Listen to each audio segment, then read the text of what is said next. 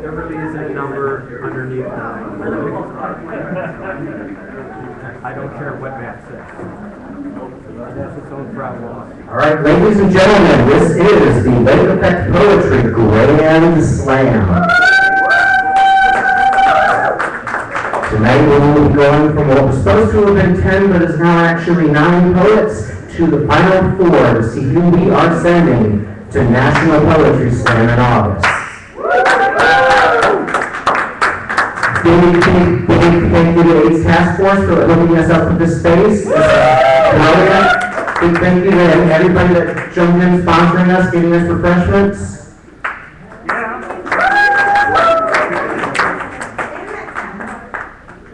By joining us this evening, you have all accepted certain risks. Members of our audience may be exposed to the deadly toxin known as words. Side effects of exposure may include communication, discourse, compassion, empathy, and understanding. Words can be weaponized and have been known to bring about civil unrest, propaganda, revolution, and daytime television. By attending tonight's performance, you acknowledge these risks and will not hold ACE Task Force, Lake Effect Poetry, Poets Inc., and any of our other sponsors liable for any consequences that may occur. In other words, our performances tonight are unmoderated, uncensored. You may hear some R-rated words. If that might bother you, be forewarned. All right. Before we can get the competition started, we have to shed a little blood on this mic. We have what is called a sacrificial poet. Judges, you will give the sacrificial poet a score just like every other poet in tonight's competition. However, she is not actually in the competition. This is just so that you have a calibration point. When other poets are better than her, you'll give them a higher score. When other poets aren't as good as her, you'll give them a lower score. It's your calibration point. You know, if you give her, well, I'm not going to keep going on. We need to get the show rolling here. All right. 1 decimal? Yes, you can use 1 decimal point. No scores of pi, no scores of the square root of 1, no. Score from 0.1 to 10.0. 1 decimal point, 8.5, 7.5, 4.2. Just yeah, keep it simple. I have to do this math while the next poet is up on stage, so I'm an editor, not a mathematician. All right, we've got a pretty full house here. This is awesome. Ladies and gentlemen, our sacrificial poets, last year's Grand Slam champion, T.M. Donald.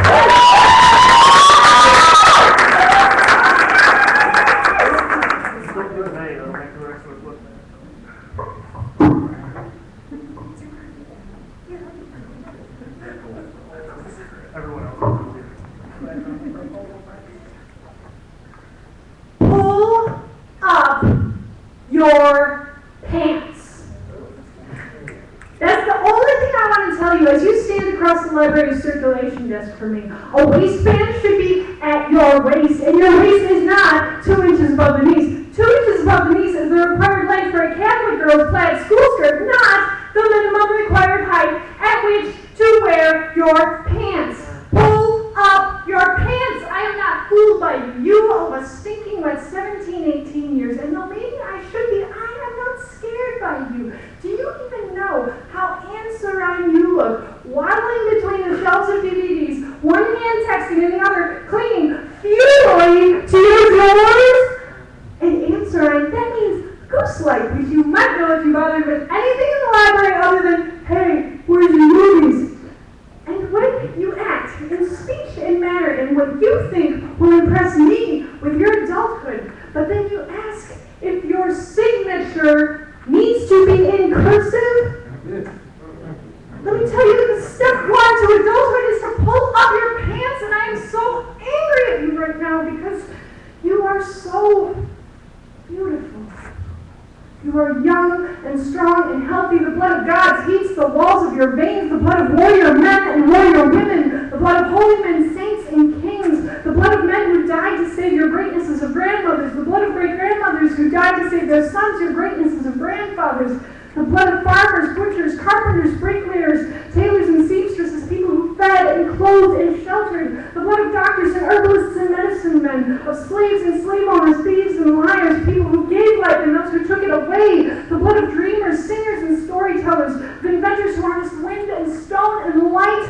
I am so angry because you are so beautiful. They are your ancestral truths that cross nations, borders, and oceans to stand in front of me right now. You are so beautiful. You, the product of millions of years of intention and chance. Clusters of cells, molecular bonds, interlocking structures of fiber, plasma, and electricity. You are so beautiful in the hands of 1,000 gods. Rest on your shoulders, each one of them watching as you mask your squirm over a missing CD, watching your tongue sanding backwards at my patience, watching you tell me one more coxcrow denial of your beauty, one more leech on your blood collateral. I grieve in the prints of my fingers that know you as brother, that you are so beautiful with hope and history, but spend the coin of your parentage, the coin of light in the thinning walls of your heart in this way. And no, I can't make you do anything, but I want you to remember that you are beautiful, that you deserve your own respect. I want you to take one small care for yourself. Just start by pulling up your pants.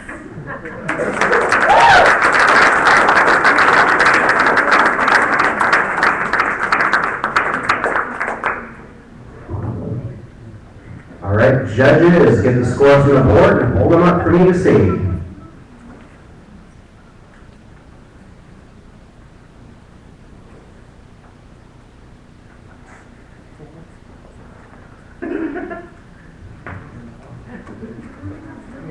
I'd almost be telling you to go play the slots right now.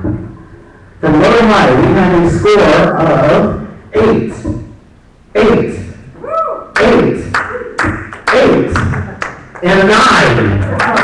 Give it up to TM.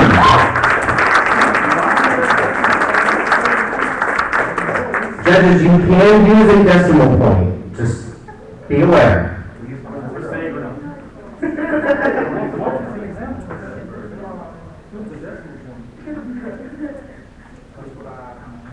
7.3. Yeah, 7.3, 9.9, 8.8, 8.8, yeah. Just that way, it helps prevent ties. We don't want ties at the end of 3 rounds. Yeah, we do. Not going, baby. Get the bus right. Give everyone 10. Yeah, hey, if we could come up with a few thousand extra dollars, we could send a second team. That would be fun. Hey, they've got 3 teams down in Columbus. Just saying. All right. Market kidneys. Let's get this thing started. Ladies and gentlemen, the first competitor of the evening, Harris, Diane Lewis.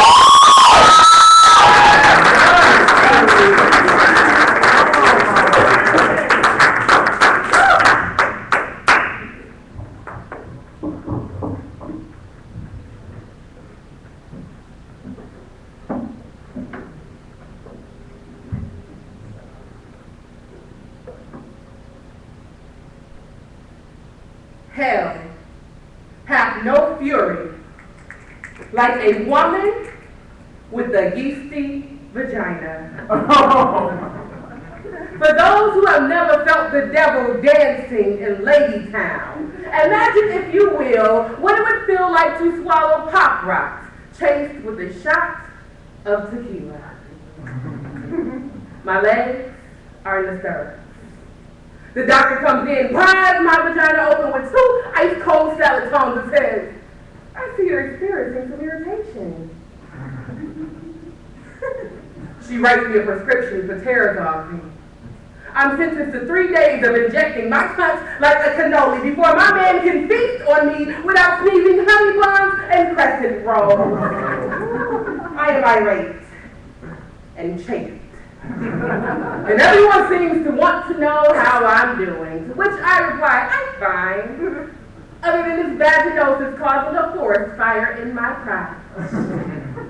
Toilet paper feels like sandpaper, and if my clitoris could grow legs, she would do a double layup from between my thighs, leaving Gabby Douglas with a silver medal, wondering what happened. There is no fury, no disdain, no scorn that could capture the discharging pits of hell that I am experiencing.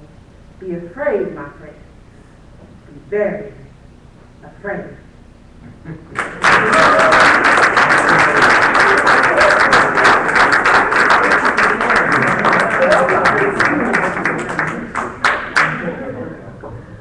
Oh, yeah. All right, judges.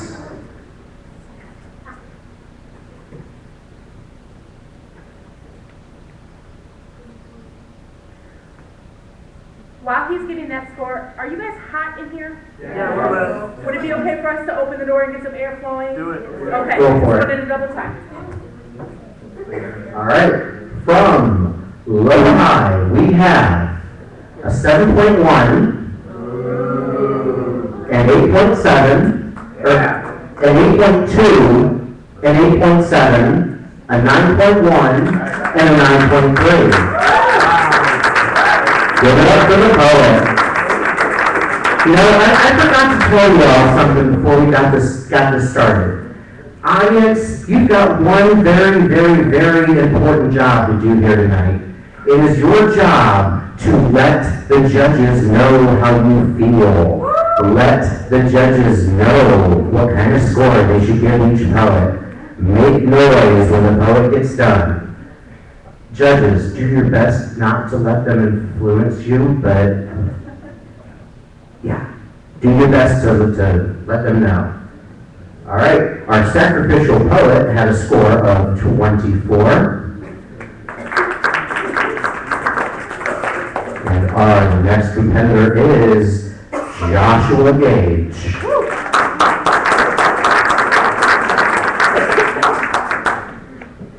Do it.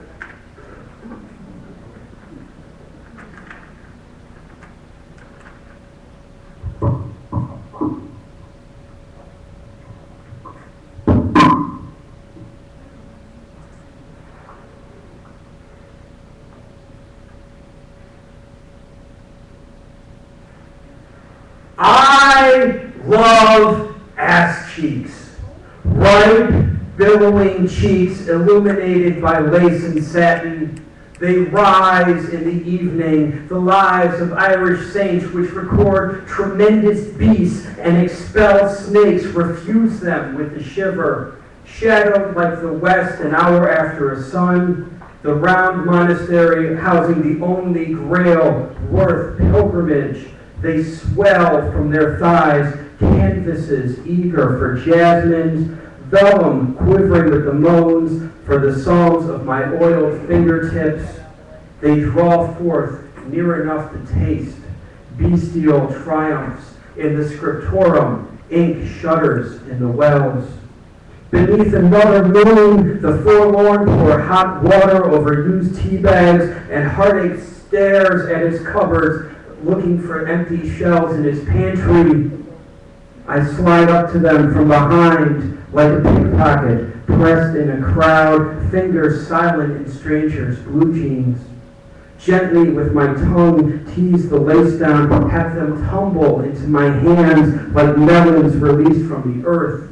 I curse astronomers who fail to rename constellations after them.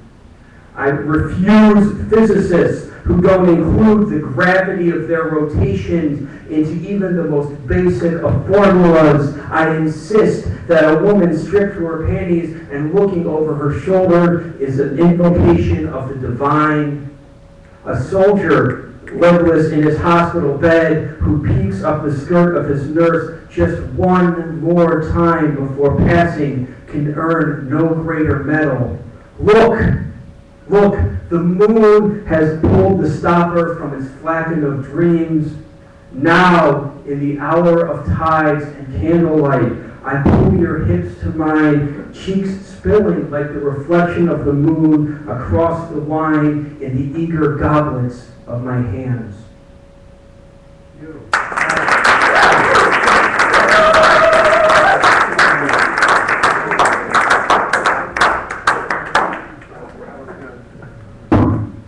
All right, judges, get those scores up.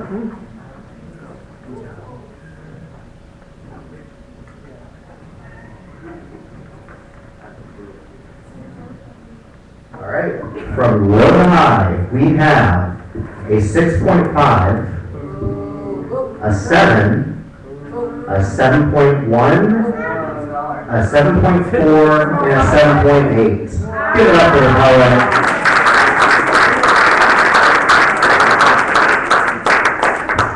Eris had a score of 26.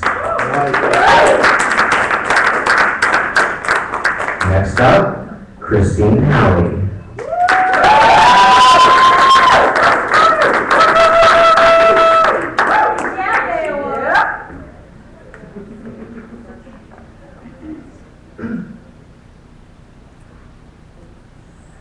I gotta go. No, really, I gotta. See, I was drinking at the party last night. Not so much, just enough to stay fluid with the conversation. And it never occurred to me to go to the bathroom. Because if you don't have to go, why leave the party? So I didn't. And I thought I was feeling a little pressure down there when I was saying my goodbyes. But they were laughing at the thing I said earlier about when that thing happened, so I didn't want to go to the can. And then I forgot. Oh yeah, there's definitely pressure down there. So now I'm driving my car, and it's starting to rock me back and forth, and I feel like I'm going to whiz and split right there on the seat, and I think, well, that's okay, it's just piss. Oh, but then I wonder, will that smell ever come out of the car seat, and maybe even the carpet, because I now have like a major municipal-sized reservoir of pee, and it's not sloshing anymore, because there's no more room left.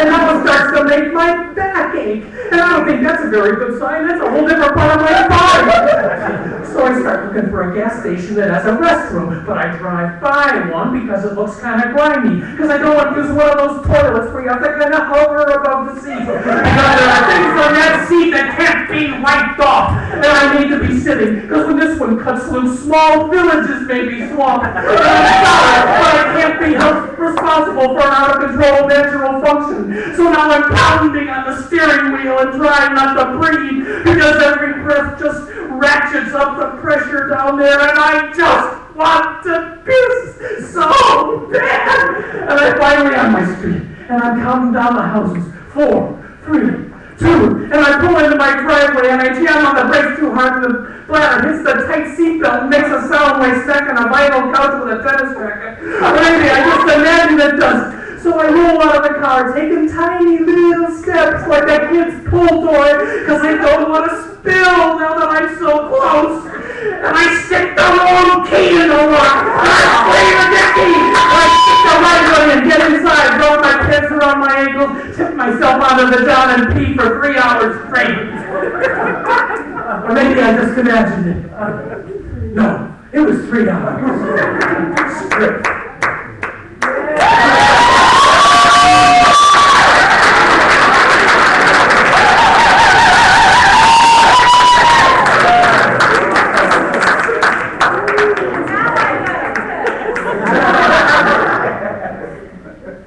Judges.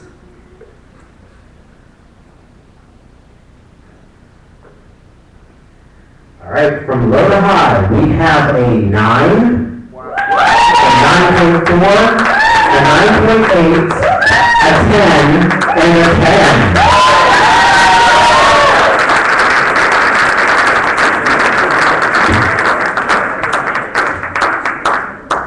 Josh had a score of 21.5. Give it up to the poet. Next up, Ariana Cherie.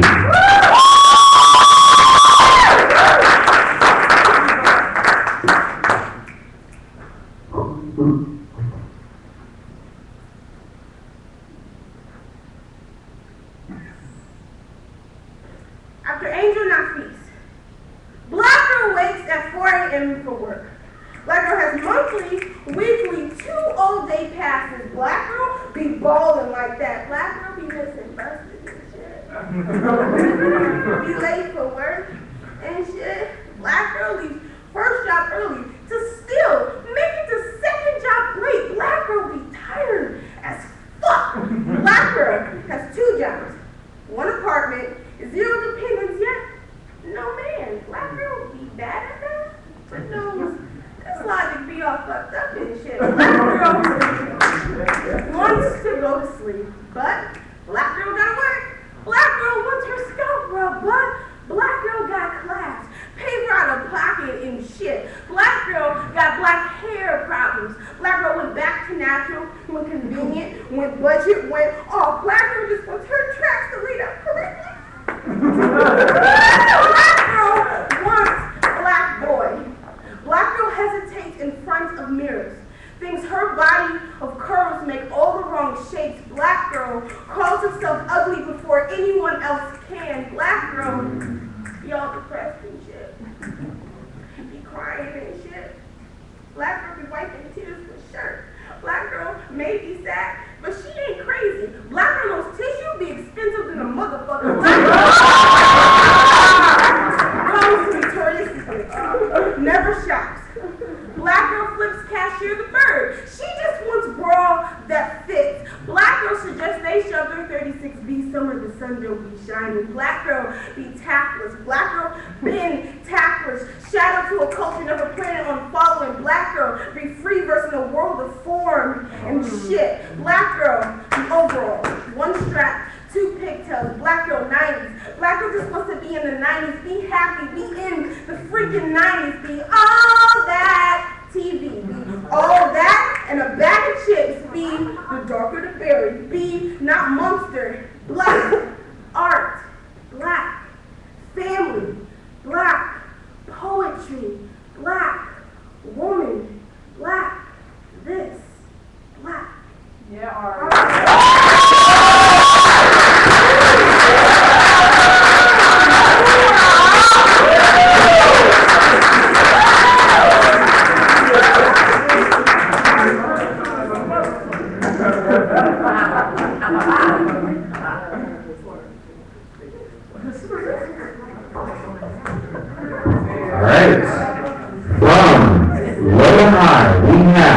An 8.3, a 9.7, a 9.9, a 10, and a 10.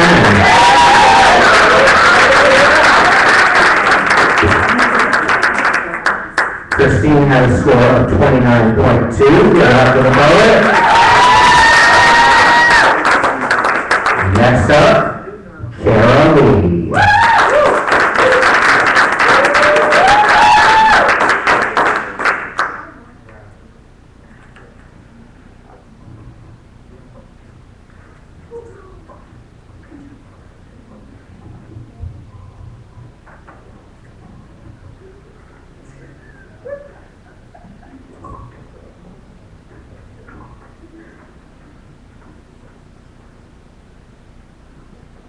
Roses are red, violets blue.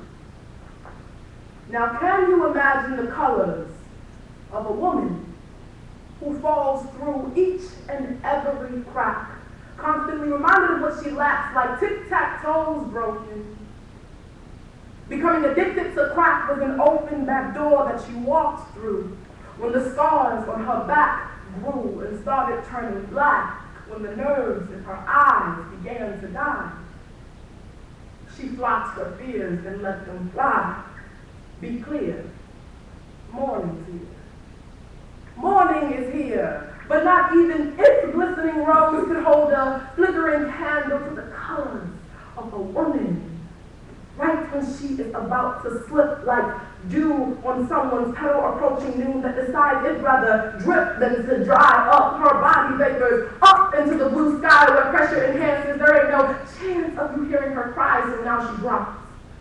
She falls like rain. Her dreams are tattered gray drips of matter, falling at a velocity so fast that no one can realize how godly they truly were, landing as merely another drop in a full of drowning women. See, the sun went down, and entranced by his brown, she got down, but couldn't get back up, got stuck. And as he throws insults like baseballs, like bitches, hoes, sluts, it becomes apparent that he was never taught not to call a rose by any other name, but she puts all that behind her because morning is here. And there's no time for mourning dead sons, time to take your place in this water cycle. She is fragile, like a hydrogen bond. She must have been some type of slow to let a cycle drop untrojan bombs in her womb.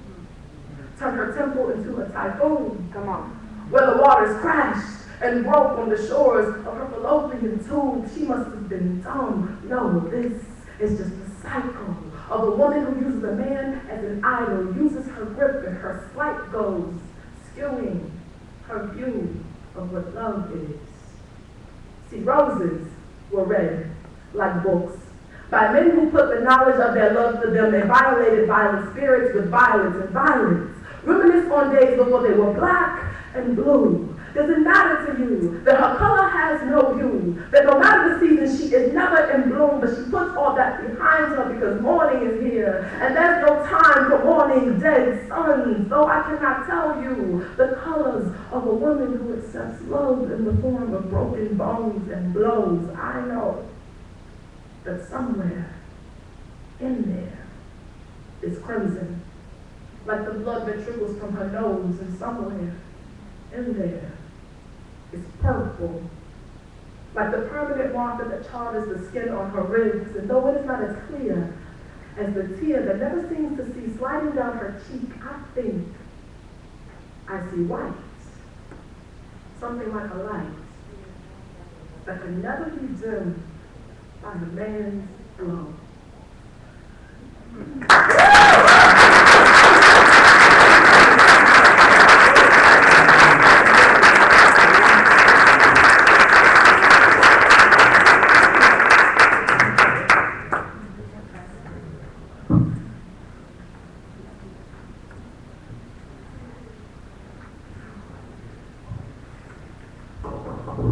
All right. From low to high, we have a 9.2, a 9.5, a 9.8, a 10, and a 10.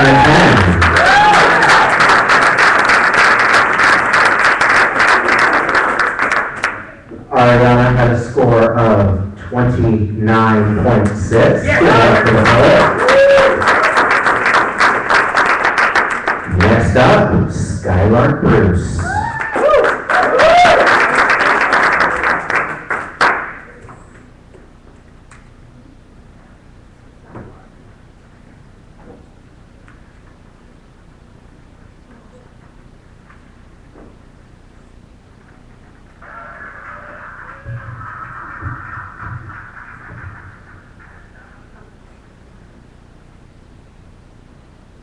We evolved from birds, you and I.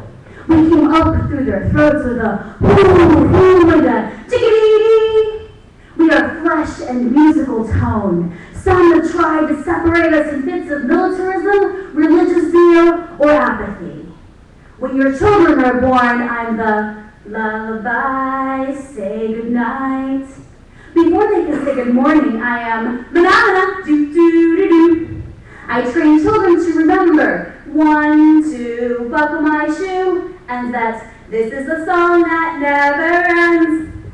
Grade schoolers all fall to pieces, fatty, fatty, 2x4. Mothers kiss away falling tears and hug whisper soothing ballads. How much do I love you? We are conjoined, never parted. You filled me with silly clowning. Let me tell your enduring love, and let me grimace in your heart-strung grief. I have cherished you, your voices and interweaving instruments, swelling breath upon breath, mingling hydrogen and oxygen in treble and bass. Celebration! I am Willow River movement in your guided meditation. When you cannot lift up your head for the weight of singing loss, I am the somber, reverent dirge carrying you through life's sorrows. This is the song that never ends.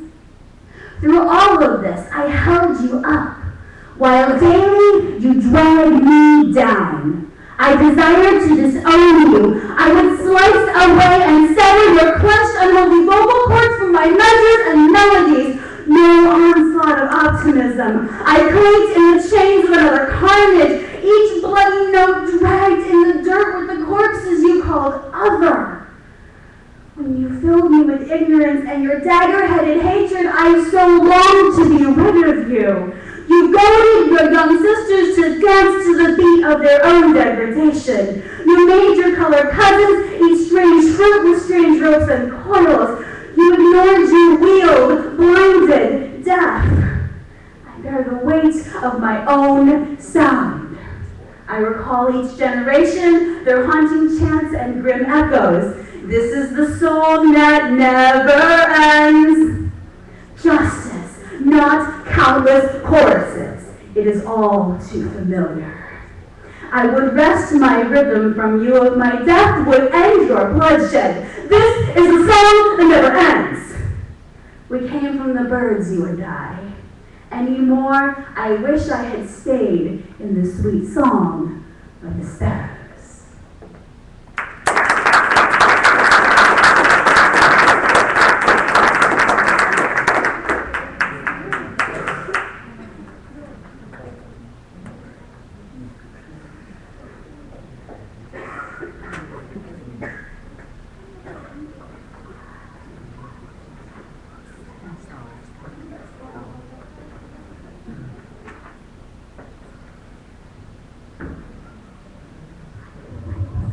All right, from low to high, we have a 6.3, a 7.0, 7.3, a 7.5, and an 8.8.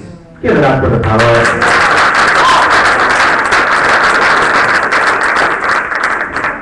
Kara had a score of 28.3 after a 1-point time penalty.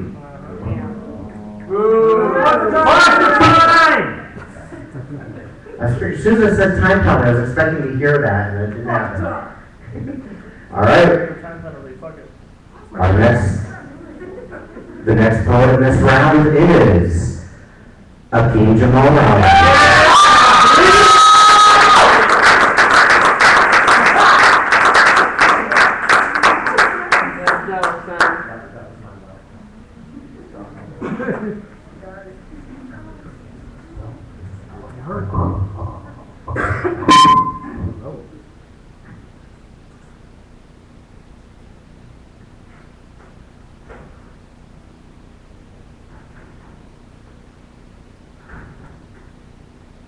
How to love a closeted man from the wrong side of the door. Yeah. 1, learn to be okay with secrets, to keep them like fragile-boned children. You are a game of hide and seek only after everyone has stopped looking. 2, friend, buddy, roommate, all mean lover in closet speech. You learn to be okay with this by the night time his mother daggers friend beneath your rib cage, a family van backing up on the family dog. An honest mistake, but the dog is still dead. 3, she is only a friend. She is only covered. She will not know this until the bullet of his sexuality rips through her heart in the shape of your name. 4, when you wait 3 hours in a Balding parking lot to see him on your anniversary, understand how gift wrap feels on Christmas, how you're so beautiful and important until he gets the gifts beneath your clothes. 5, expect to only feel loved when you're fucking. It is the second most private thing you do. The most private thing you do is exist. Benjamin Franklin almost had it right. 2 people can keep a secret if 2 of them are too busy having an orgasm. He fucks you so good, he fucks you silent. 6, did you really think there was room for you, a man?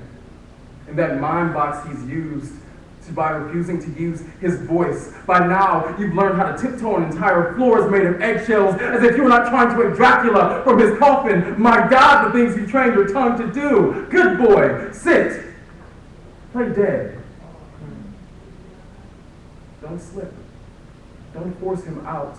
He has to learn on his own that he must come out of the closet to realize that there's a whole house on the other side. 7, I was the whole house. 8, this is the burning building us gay boys run into every time. The tangled ivy of your arms, he escapes at 3 a.m. How you call his name and hear every faggot he's ever said to his friends. Other side of the street distance you display in public like a billboard. You wonder if he's ashamed to even pray with your name in his mouth. His kisses that taste like everything he will never tell his parents.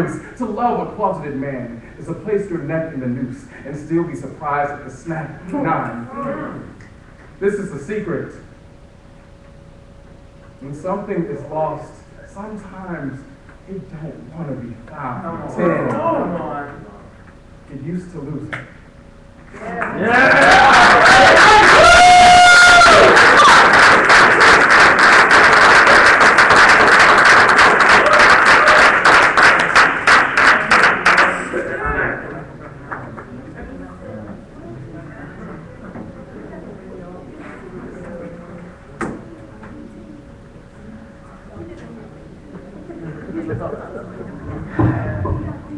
All right. From low to high, we have a 9.8, a 9.9, a 10, a 10, and a 10. Give it up for the power.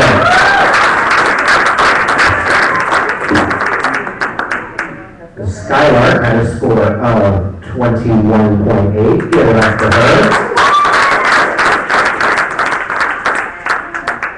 Next up, Red. All right, Red.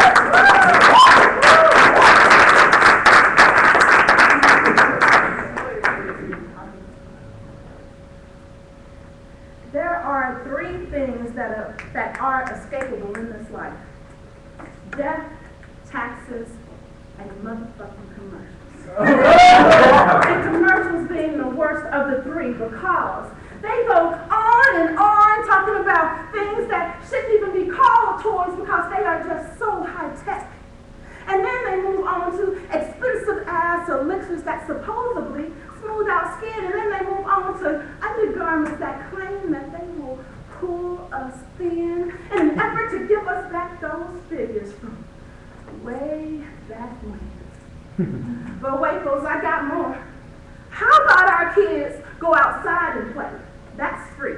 How about we drink more water to moisturize our skin? How about we walk past the fast food restaurants on our way to do a sit-up or 2 or maybe even 3? And yes, by the way, that does include me. But you know what we always say, ain't nobody got time for that. We're too busy out here trying to charge us the next big thing. Not worried about that interest. Hell, they gonna let us pay it till we die. And then they just go roll it over to the next generation. The same generation we've been teaching to shop at Nordstrom's, not Macy's, and hell no, not TJ Maxx. Not even understanding that it's all the same shit, just hanging on different racks. All made by hard-working yet underpaid Asians and Mexicans. Did you even realize that there was a factory in Bangladesh that caught on fire and they locked the workers in, screaming that quota must still be met even though they knew damn well there were people dying in other parts of the building? But what can we as a people really say? They were probably just getting ready for our Christmas season. You know, the day of the year when the floors must be covered with toys or it's not thought to be a success. How in the world did we forget that Christ only received 3 gifts? And what makes us think that our children deserve more than this? How about if commercials went on and on about giving out quality time as a gift? What about volunteering on a regular basis? How about taking the time to look in a stranger's eye and saying, no matter what it is you're going through today, it's going to be okay. Just take a deep breath and keep on praying. But wait around for advertisers to figure out the error of their ways? I say we better not be holding our breath. You and I, that's we, have to stand up and be the change we want to see. And it has to start today. You heard me. Stand up and be the change we want to see.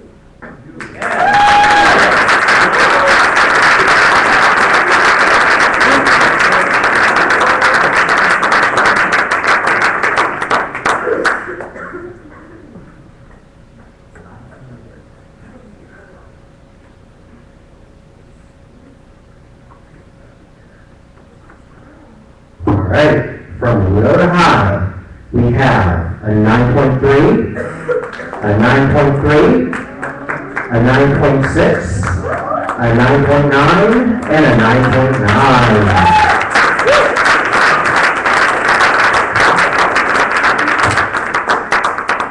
Keen had a score of 29.9. Yeah. Give it up to the poet. Final poet of our first round, Azriel Johnson.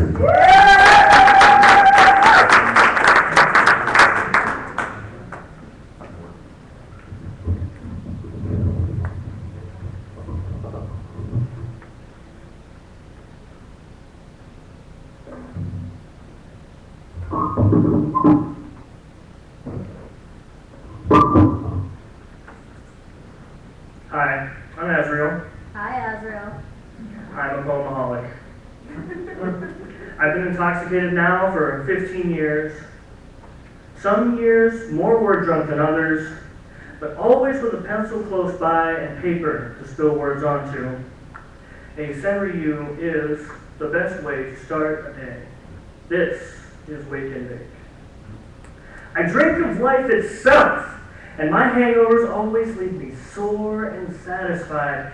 Hair of the dog, just another drink of the words that make me think and feel and realize my real eyes are blurry without the clarity poetry can bring. Let me slam another slam piece, let me sing a little sonnet. I want a 3-minute time limit. I want 14 lines to freedom. I'll admit, I'm a cheap drunk. Even bad poetry can lead me to ecstatic musings of my own. If it's a night of performing or hosting shows, I can be the life of the party or the chick magnet when I'm on stage. If there are books to be peddled, I can give a contact buzz to anyone I meet. All they need is to hear or read the words I write or speak. All I want is to give the love of poetry to everyone I meet, everyone I see, everyone who breathes. I'll gargle with Gozel, I'll write sestinas and cantinas, I'll put an envoy on my elegy to ballads about odes. Here's a completely necessary caesura. Passion is contagious, you can spread it when it's real, and this poetry's to reveal what's brewing beneath the surface, providing me with substance. If I lost the gift of poetry, there'd be nothing left of me. I'd be a hollow husk, a book with pages ripped out, lying on the ground, blowing in the breeze. Oh, let me please, sir, please, but let me rhyme. Let me do it again, just one more time. I'm not seeking recovery. I'm reveling in my addiction, my obsession, my play, my passion, my poetry.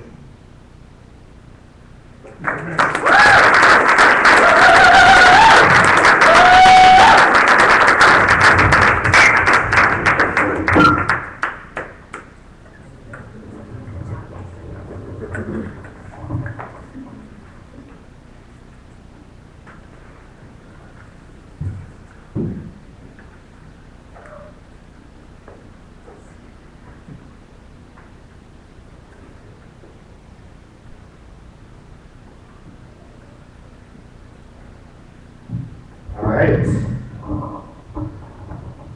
From low to high, we have a 6.6, 7.6, 8, 8.4, and an 8.6. Give it up for the poet.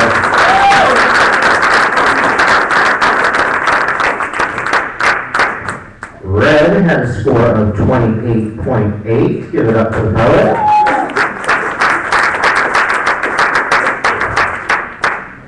All right, for round 2, what we're going to do here is we're just going to go in the opposite order of round 1. So, you got your next piece ready?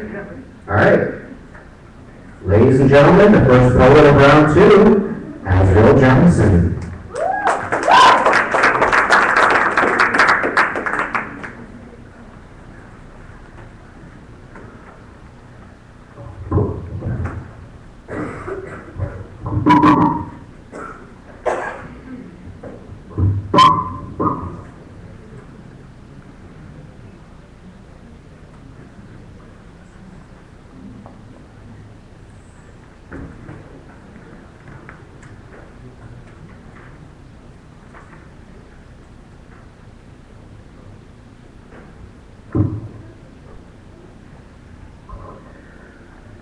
Once you've gotten over the embarrassment of shitting outside, there is little else that bothers you. And the coldness of a Michigan winter is nothing to scoff at, especially when you have to shit and you don't have a toilet. Sometimes it's necessary to squat over a trash can and let fly into a plastic bag. Sometimes it's necessary to squat outside of an abandoned house. Toilet paper is always a necessity. The storage unit is your roof. It's your temple, your ninja den. It's where you sleep when you have nowhere else. It's your pride that keeps you here for 10 months. It's your pride that loses your job. You do anything you can to subsist. You ride your bike 2 miles one way every day to the college in the morning. You achieved an associate's degree here about 7 days before you got fired. You ride here because the computers are open all day, every day, except weekends and holidays after 5. You go here to work for less money than you're worth because you have that $50 a month storage unit where everything from your 2-bedroom apartment now lives. You find a willing cancer survivor to fuck. If you fuck her well enough, she will offer you a roof a few days a week. Your life is normal to everyone who isn't you. You don't tell your family about how you were living or where you were living. You tell only the people who live near you. Your best friend, your cancer survivor, a few random meets on an online dating site. You eat whenever you get the opportunity. You eat as much as you can because you don't know when your next meal is going to be. You don't get more than a morning mucus clog. This is probably because you're outside so much and outside air is 50% cleaner than inside air. Napkins become security blankets because collecting napkins always ensures that you have opportunity to blow your nose. Napkins, snotty or not, will ensure that your coat will have extra insulation, and even after you found a new place, you find yourself collecting them in times of uncertainty. If a friend or acquaintance has pot to smoke, you take them up on their offer. Sometimes you have a hard time saying no, but it feels so good to forget. And you put up with your best friend's roommate because you don't want to suffer a toothache alone. Even though this batshit insane schizo is trying to tell you how Islam is all about war and hate, you don't want to have this conversation when you're not in pain, let alone when a tiny knife is stabbing you in the mouth. And you don't hesitate to overdose on Tylenol when Aleve doesn't help. It's your pride that loses your meager source of income. Add this to your cancer survivor dumping you because you got too serious. Your best friend lost his apartment and moved in with his baby mama, who wasn't your biggest fan. When you hit rock bottom, you have only up to go. You call your family, and they help you get out of the storage unit with about 10% of your stuff. You lose your bed, your chairs, your table, and a bit of your freedom. You lose your self-confidence and a lot of your pride. You gain a warm house and a roof over your head, but lose all sense of home.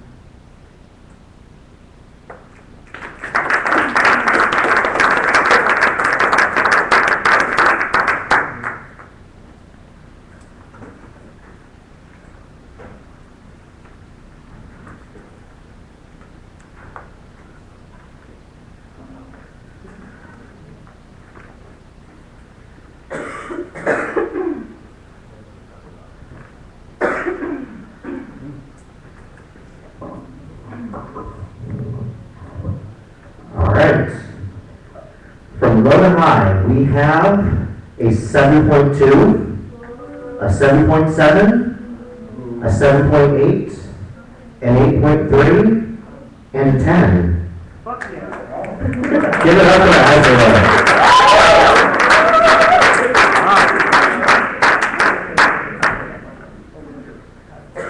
All right. At the end of the previous round, Ezra had a score of 24. Next up, red.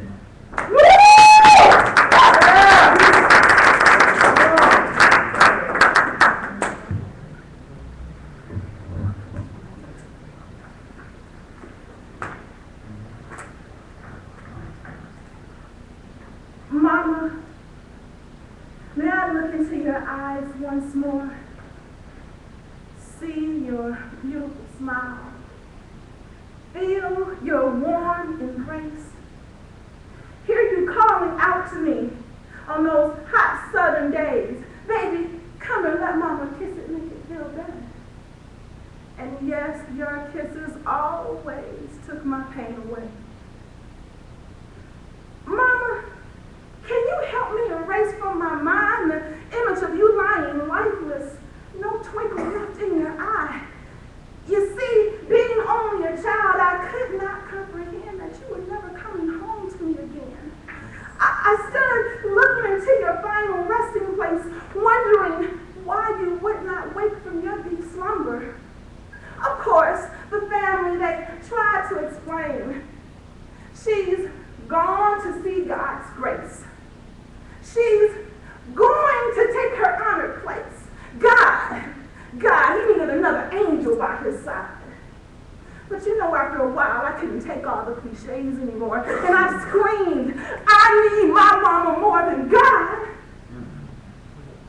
But in reality, my lips, they never parted, and no one could hear my inner cries.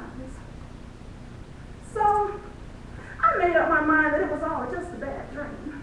I'm gonna wake up, you just wait and see, and mama, she's gonna be standing here right by my side. But days turned to weeks, and weeks turned to years, and from this nightmare, I could never escape. The ability to share graduation, promotions, marriage, the birth of my children, even the simple act of saying Happy Mother's Day. All were stolen away from me on one God-forsaken day. Yes, I probably grew stronger from my inner turmoil. But something that you don't know is that I still flash back to that 7-year-old child. And I wake up screaming, Mama, please open your eyes. Mama, please don't leave me. Mama, if you ever really loved me, you would not let this be goodbye.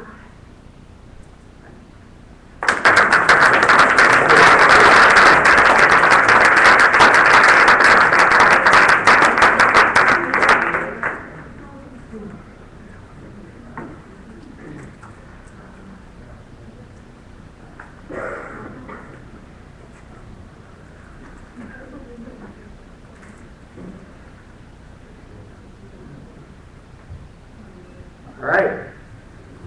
From low to high, we have a 9, a 9.5, a 9.7, a 10, and a 10. Give it up for Red.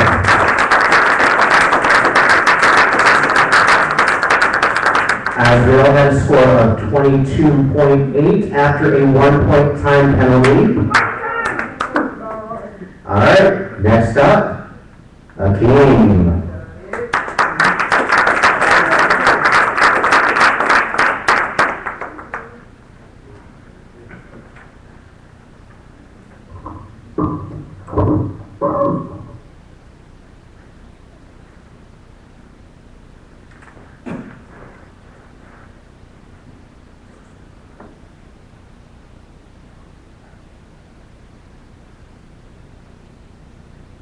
The last love poem from a broken heart. Love is the God we have been searching ourselves for. When we say God, we are really saying love. I know you got me. I know I prayed to God you back, to keep you in between my wrists like 11:59 and 12:01 keeps midnight. Love, you had me blown like a bag in the wind. I have searched my whole life for the person whose palm fits best in mine, whose legs don't sit awkward and sad when we tangle up tree vines on brown limbs. Every love I had, all those red X's on the test of my life, were just so I could get all of your answers right. My lips still taste like the whisper of our first kiss. Our first kiss is just a rumor. The open and shut valves of my heart tells each other, mine is open.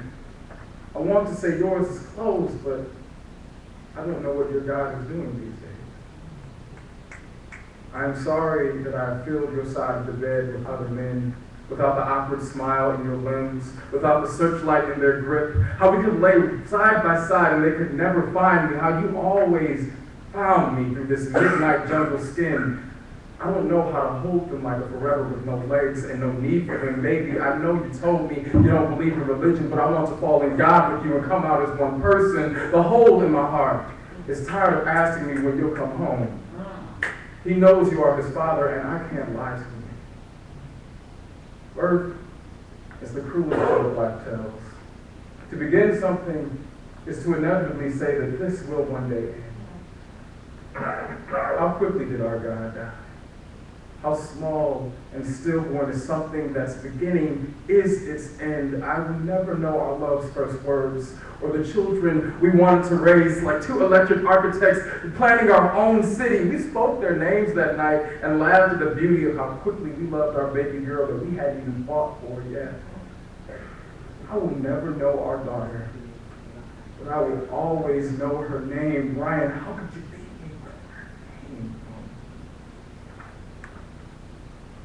Everything broken in the human body heals, never the same as it was before. My heart will heal in the way that makes it perfect for the one who is supposed to love it. I'm afraid, though, that when he comes, he will claim what is in my chest. Nothing will be left but a poorly written note. Dear final lover, you may take all that is left. I am sorry for your hurt.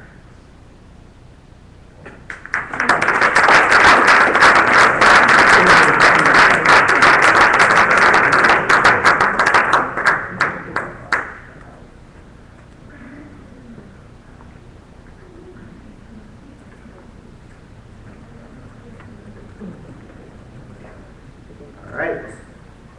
From low to high, we have a 9.6, a 9.6, a 9.9, a 10, and a 10. Give it up for the poet. Red had a score of 28.7. Give it up. Next up in the second round, Skylark.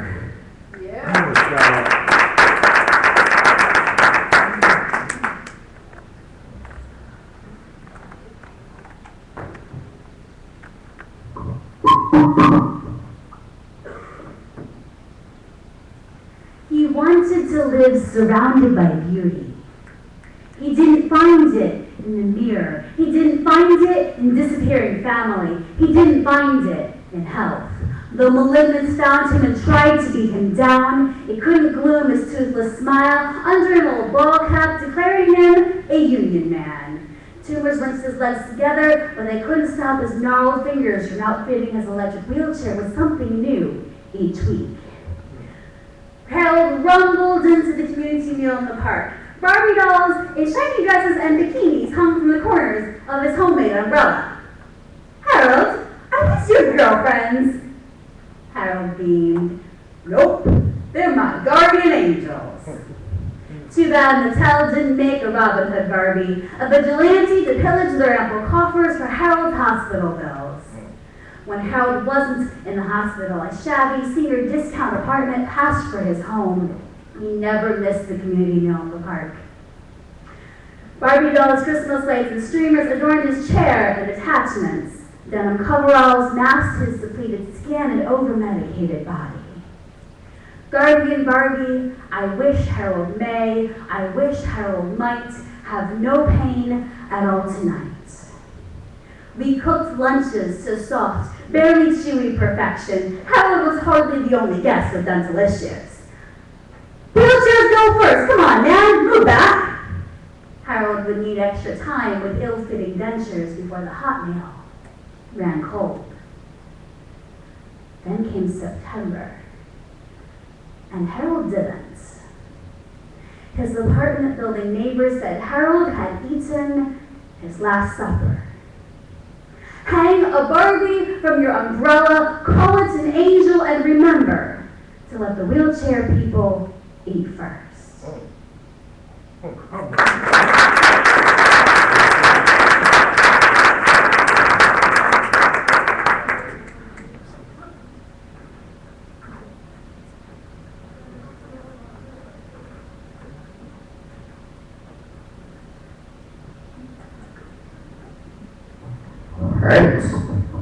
From low to high, we have a 7, an 8, an 8.3, an 8.8, and an 8.8. Give it up for them, by the way.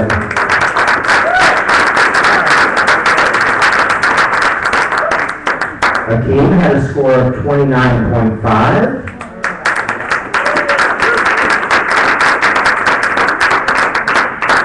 Next up, Kara Lee.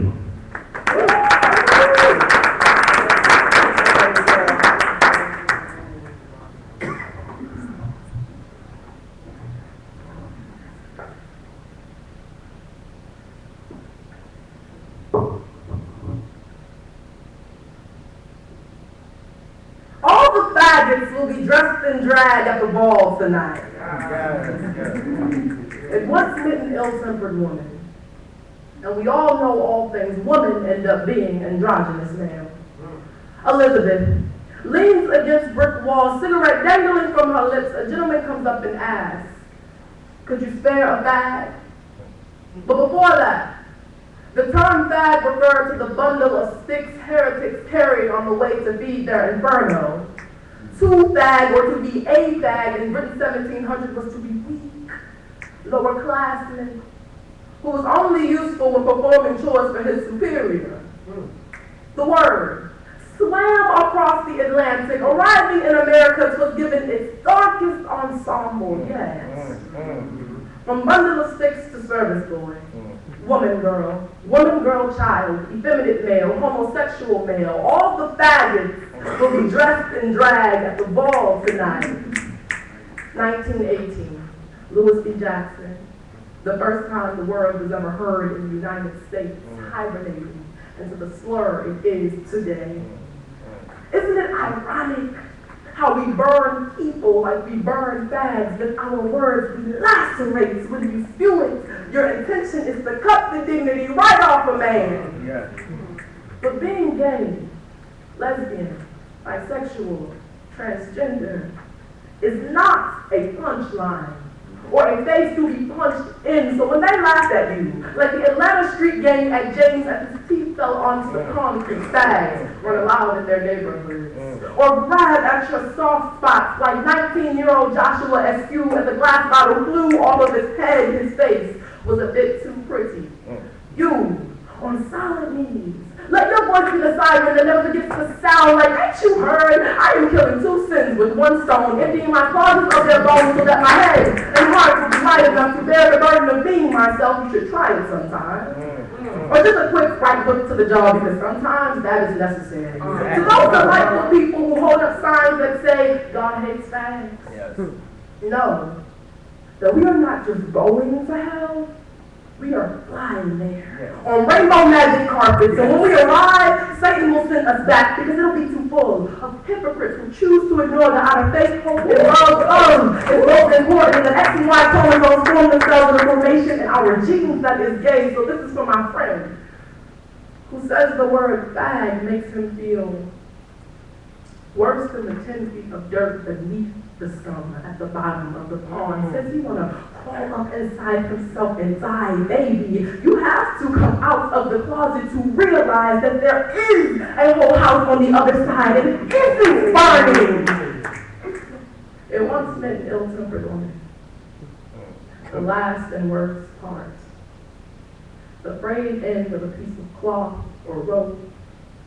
Something that hangs loose. Isn't it ironic how we burn people like we burn fags with our words? We lacerate when you feel it. Your intention is to cut the humanity right out of us.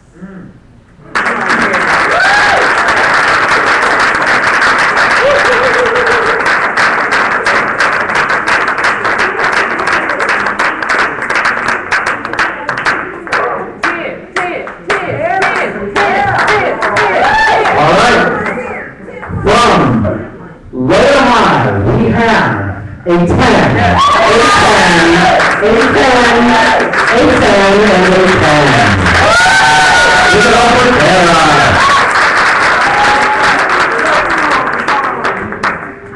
Skylark had a score of 25.1. Give it up for the poet.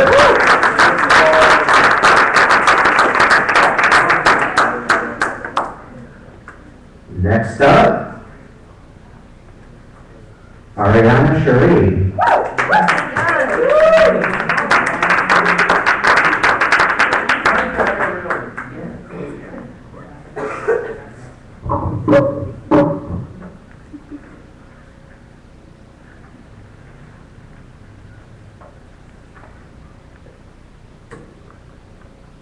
Put a Molly all in her drink, she ain't even know it. Took her home and enjoyed that, she ain't even know it. Letters to Rick Ross in 3 parts. 1. Dear noise pollution, it's come to my attention that some people, including yourself, actually believe you're an artist. These bouncing bobbleheads move to the beat of your bullshit. I'm gonna need you to calm all that down. Question! When's the last time you've been a slave? Question! When's the last time you've been a victim? How about the last time your words carried some substance? Despite that, too. 2. No matter how many times you think her no stops, move to the instrumental of trap music, you and your camp are not acting hip-hop. You act culture. You're giving predators permission to personify a verse while placing the wraps around your wrist, those shackles will make you prisoners to your own bars, and you don't even know it. 3. Facts about rape culture. A drink can quench a thirst, give you a buzz. It can also determine your intentions for the evening. Your clothes, hands on crotch, tongue loose with racial slurs. This is you acting black. Her clothes fitted, skin exposed, mouth nursing drink in a poorly lit room, and she is asking for it. We live in a world where non-consensual is just another word for please. Try again later, but angrier and more aggressive next time. But our bodies are not magic 8 balls. You cannot shake us into submission, shake us into something you want to hear. When you embezzle it on a track, people will buy into your propaganda. It is only a matter of time before Tide 8 can ghostwrite your next mixtape and legitimate rape becomes a new turn up. Fact about rape culture. When you condone it, it then becomes normal. You then become the culprit, and we, the victims, sit, drink, and hand your record playing, asking for it.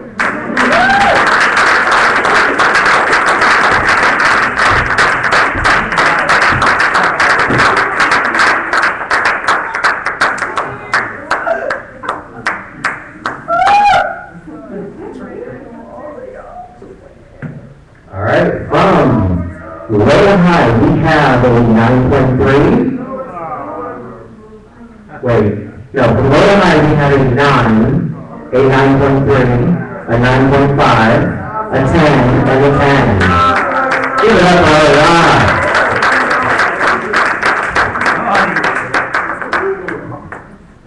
After a 1-point time penalty, Kara had a score of 29. Next up, Christine Howley.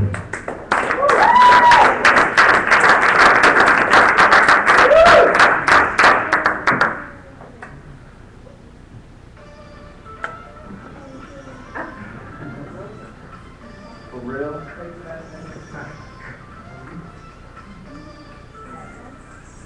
I think this is a good time for everyone to turn their phone on silent to do so. Yes. I don't know whose that is. Merry Christmas. You not turn the phone on silent. Put on a better song.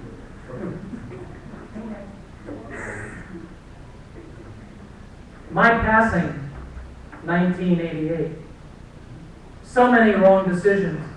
The too short, acid-washed denim skirt, the metallic blouse, the too high heels, the unfortunate overly curly wig. But it all feels so right. All the way into the maid company until a snarl of teenagers spots me and comes to a halt. Their arcing, electric, gum-snapping conversation frozen in midair. Hey, you a man or a woman? Then the giggling. In that split second, I know I am fucked. Totally fucked. I spin back towards the entrance as their keening laughter rips. Hey, faggot, where are you going? Now I'm running through through the parking lot carrying my shoes, startling a woman taking her toddler out of a car seat. And once I'm in my car, I burn out of the parking lot, wipers flipped to high until I realized the water was in my eyes, and not on the windshield. It is 1 year to the day before I go out again. This time the wig is professionally styled, casual, nothing showy, tan top, black slacks, black flats. This time it's a smaller store, a shoe store in a strip mall. After building up my courage in the car for 2 hours, I walk inside, past a woman seated at a table who's talking to some people. But I'm inside. I'm okay. And looking at a display, out of the corner of my eye, I see the woman pointing at me. And a young guy, another employee, nodding at her and walking towards me. Oh God. Here it comes again. I whirl to look for the exit, but he's blocking the way, so I speed walk down an aisle. He takes the other aisle and meets me at the end. I open my mouth to apologize, to explain, but he just says, "Sorry, ma'am. You walked by so fast, you didn't get your gift flower. Here, it's part of our anniversary celebration." And he hands me an artificial peach-colored rose on a green wire stem. "Have a nice day," he adds with a smile. Weak-kneed, I collapse onto a stool and reach out to grab a shoe just to have something to look at. And a woman across from me gives me an odd look, wondering how the plain black loafer in my hand inspired the remarkable expression on my face.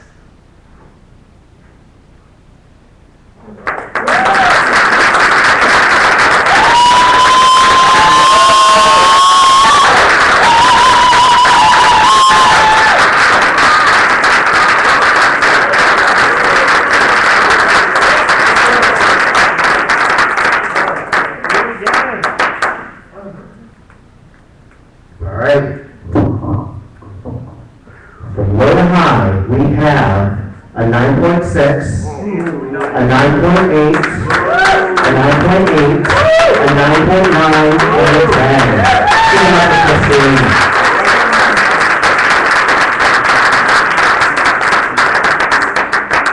Ariana had a score of 28.8. Give it up for the vote. Next up, Joshua Gage.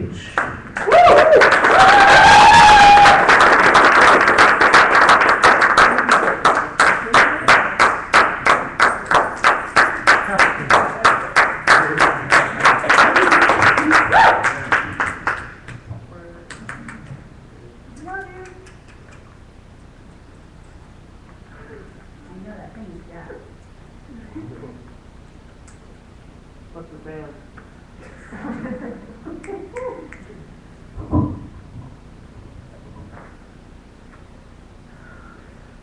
Tens of thousands of women will be at risk from faulty breast implants that are twice as likely than normal to explode. The Guardian, August 2010. Here's the plan. Take some babies, girls, the cute ones. Coddle them on Disney princess sing-alongs. Raise them on Clear Channel singles. Nurse them on American Idol, Zumba, and anorexic paranoia. Then stick those beauties in front of the microphone and wait for the pipes to burst. Give bootleg copies of this single to every peacekeeping grunt and jarhead to deliver along with their free chocolate bars, water bottles, subscriptions to the Washington Post, until every teenager from the Mediterranean Sea to the Gulf of Oman is singing along. Then pump those crooning divas so full of silicone, Victoria's Secret has to invent new letters just to get the size right. Take this to every general. Warn every dictator, let every Shaw, king, and puppet president know that we've got the best weapon a bill snapped in a G-string can buy. Forget about your vests of dynamite and belts of C4. We've got blitzkrieg booties, knockers of annihilation, memories of mass destruction. So you're pissed that we bulldozed your house to make way for a national gas pipeline. You're miffed that we stuffed your ballot box with the business end of M4 carbines. Shut up, kid. Here's $20. Go get yourself a lap dance.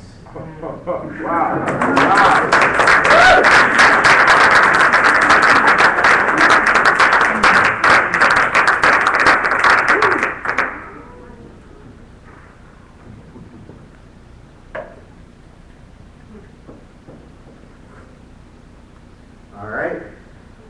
From low to high, we have an 8, an 8.9, a 9.1, a 9.2, and a 9.4. Give it up for Josh.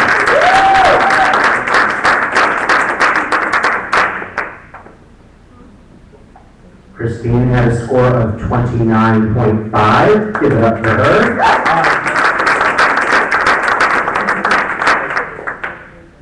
Next up, Eris.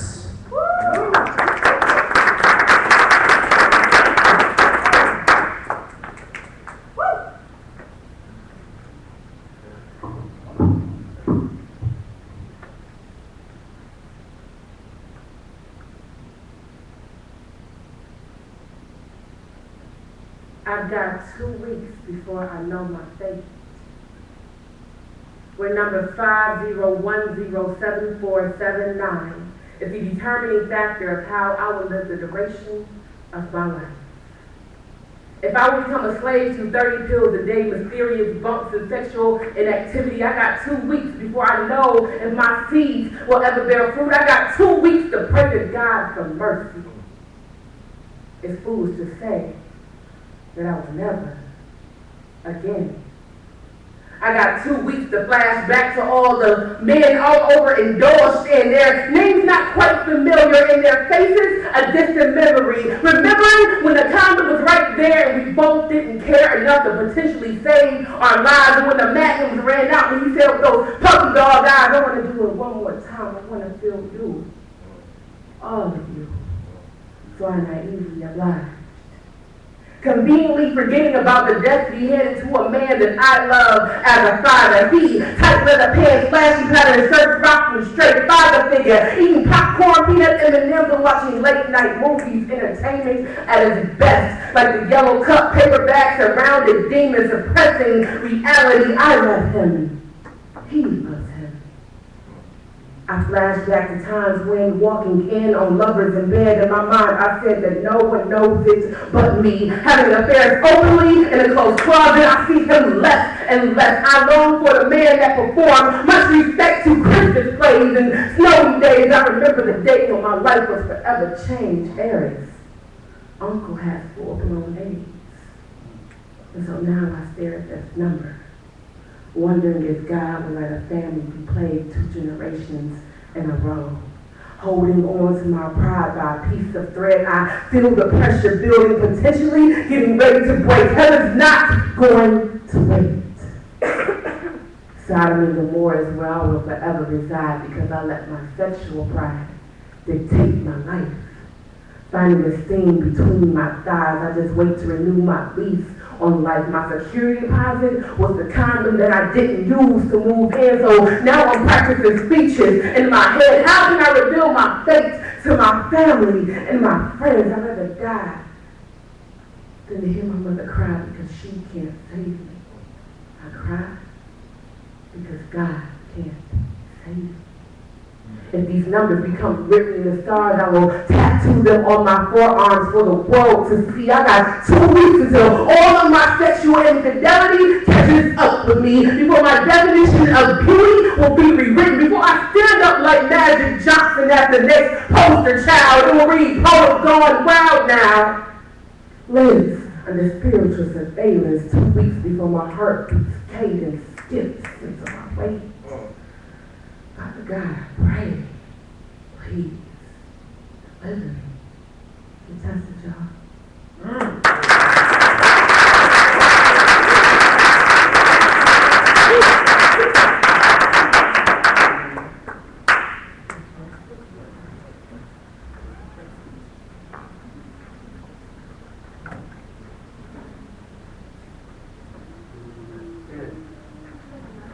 All right. From low to high, we have a 9, a 9.8, a 9.8, a 9.8, and a 10.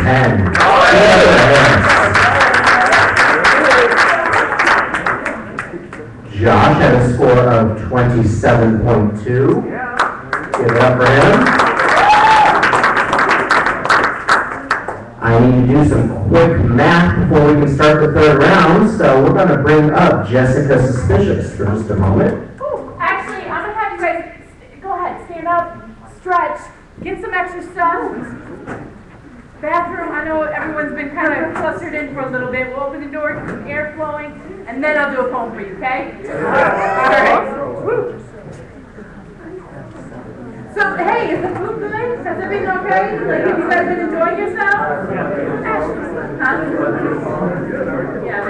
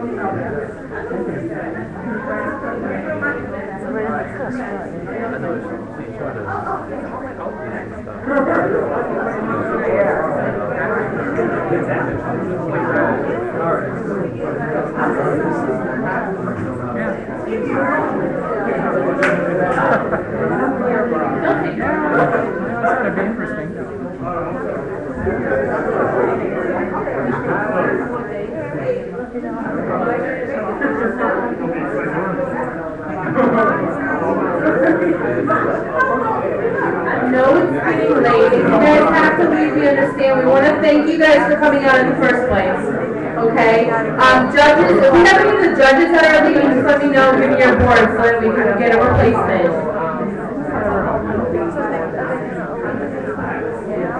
No, everybody, cumulative total.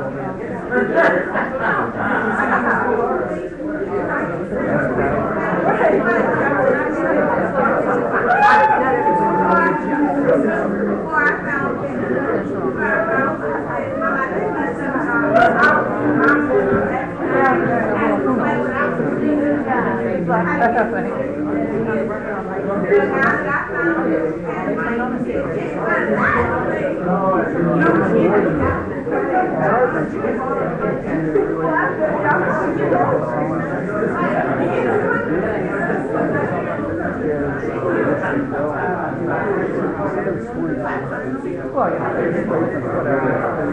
it's a whole different kind of thing.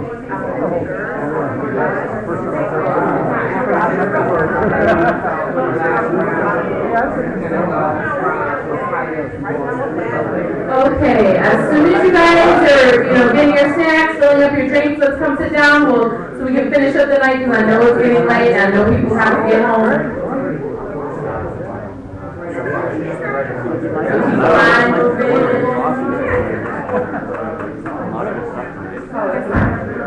Oh, Eric's got it. It was Eric's.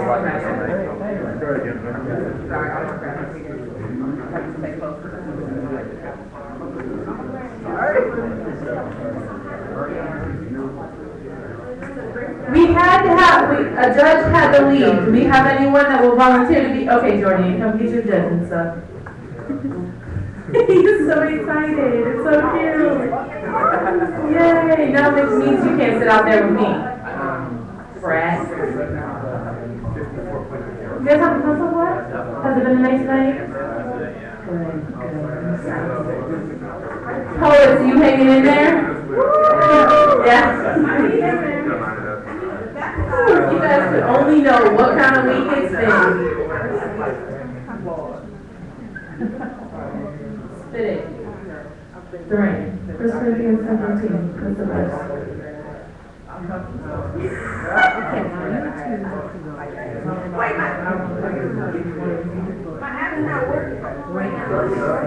Actually, for me, that's Romans 8:28. All things work for the good of those who love the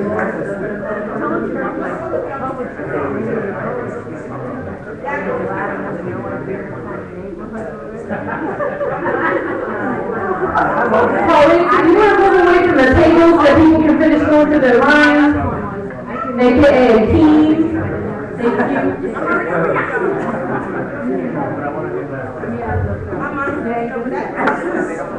What? Did the kids all leave? Did we lose the kids? I think we lost the kids. I think we're going to go. That was true of our turkey. 1. We already got it replaced, so Jordan is more than excited to take over.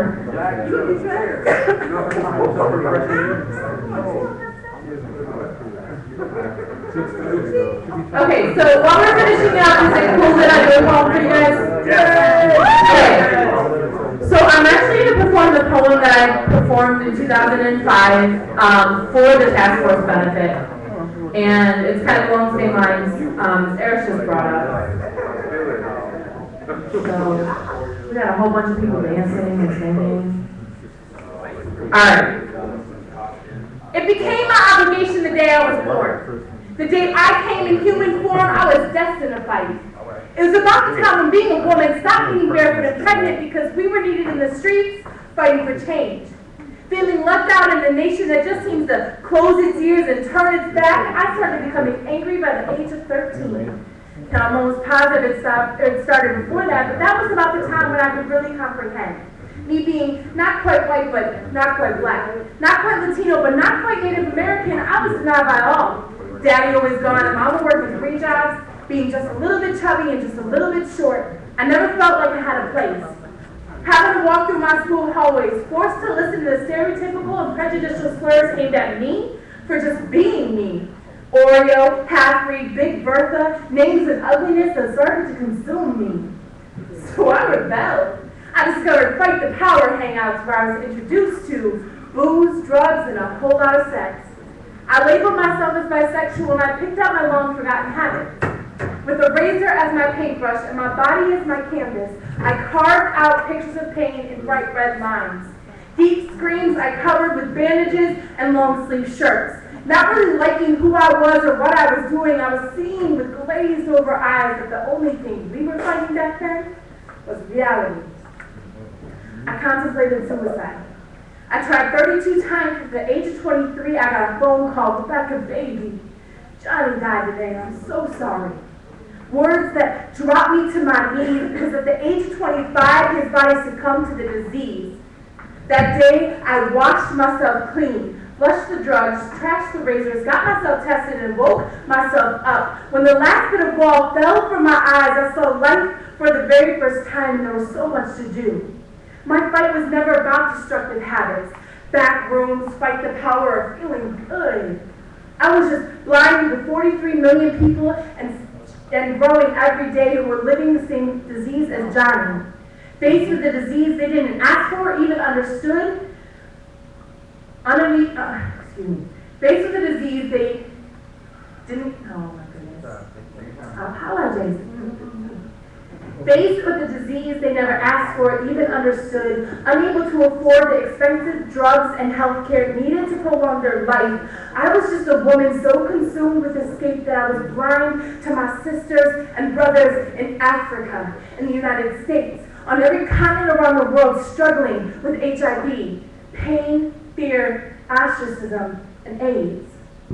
The day my test results came back, I cried the whole way to the doctor's office. I was confused, unsure, and scared to death. But when I heard negative, my heart stopped in my chest. I was given a new lease on life. Now at the age of 27, I stand before you to share my story. The reason I fight. Because the day you were born, it became your battle too. So don't waste life like I once did. Join the fight and educate about life. Thank you.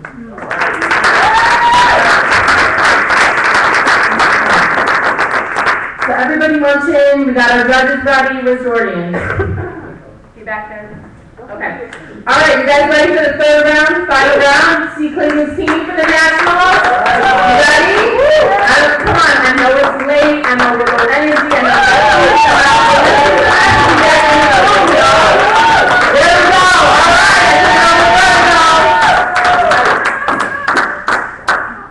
Shit, this happened at UMC. I'm telling you. All right, round 3. We are going to go from the currently highest score to the lowest score. That way, that nasty score creep thing that y'all are supposed to not be doing, any of it that happens will help balance out. So, we will be going Akeem, Christine, Ariana, Red, Kara, Eris, Josh, Skylark, and Azriel. All right, put your hands together for the first part of this round, Akeem Jamal Owens.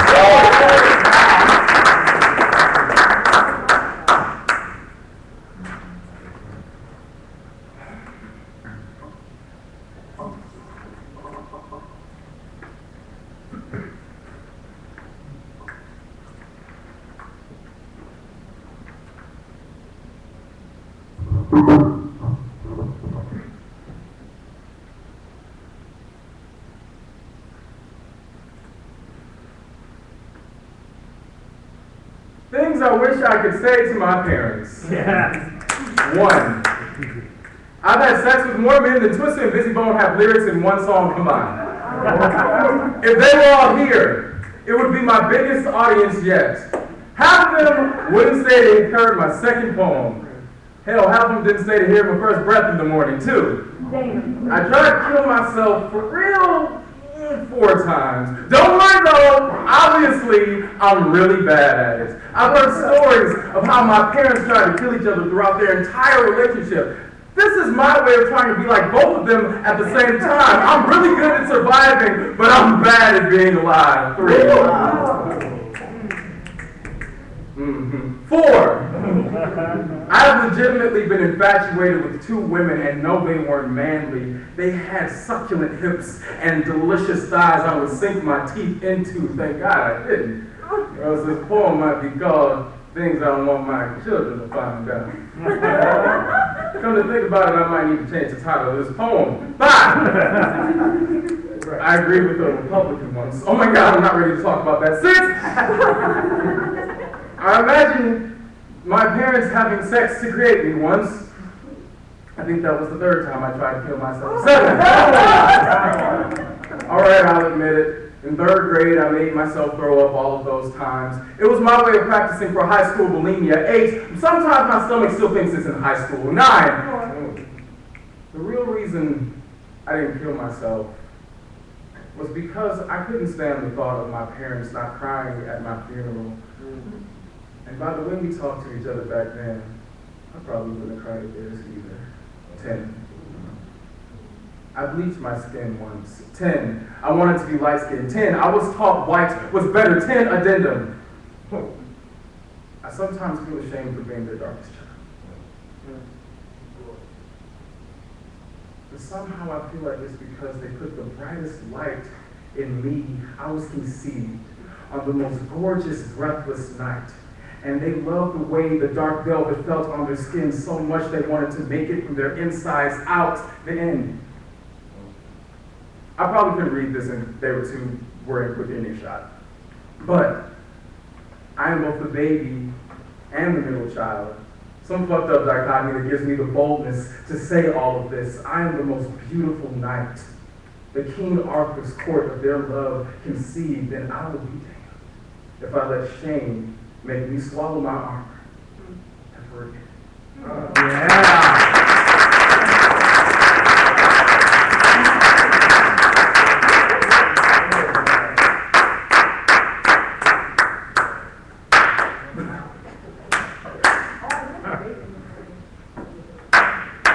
All right.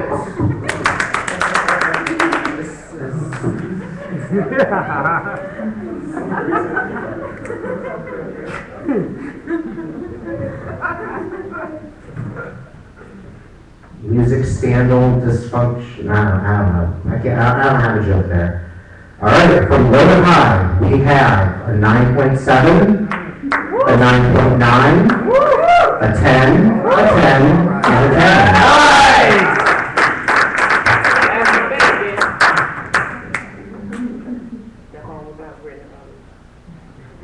Next up, Christine Howard.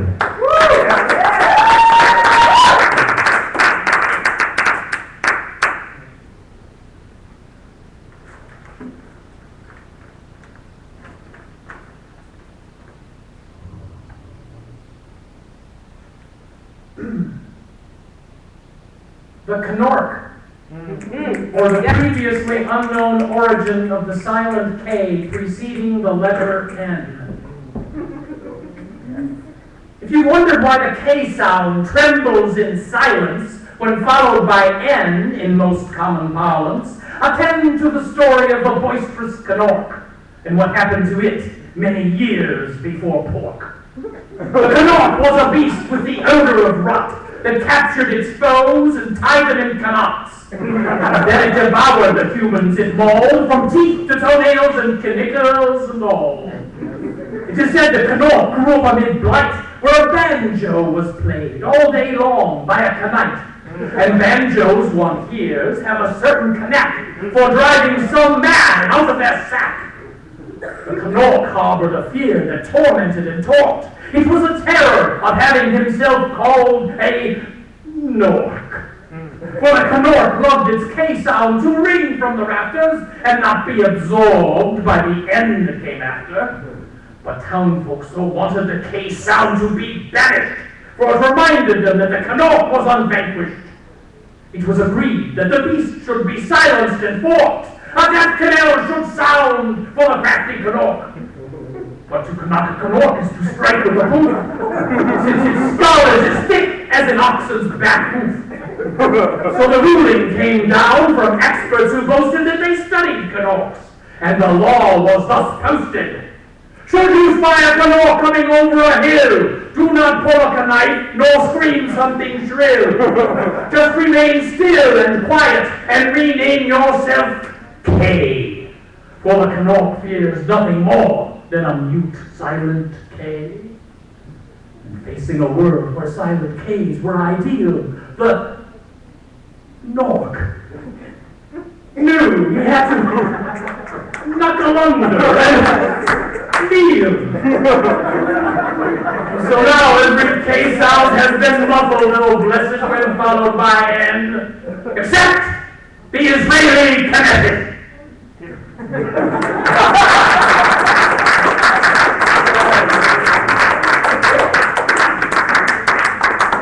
All right, judges.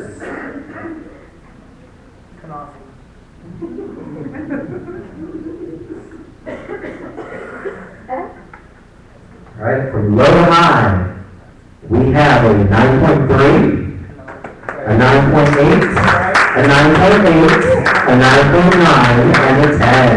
Give it up for Christine. The team has a score of 29.9. Give it up for him. Next up, Ariana.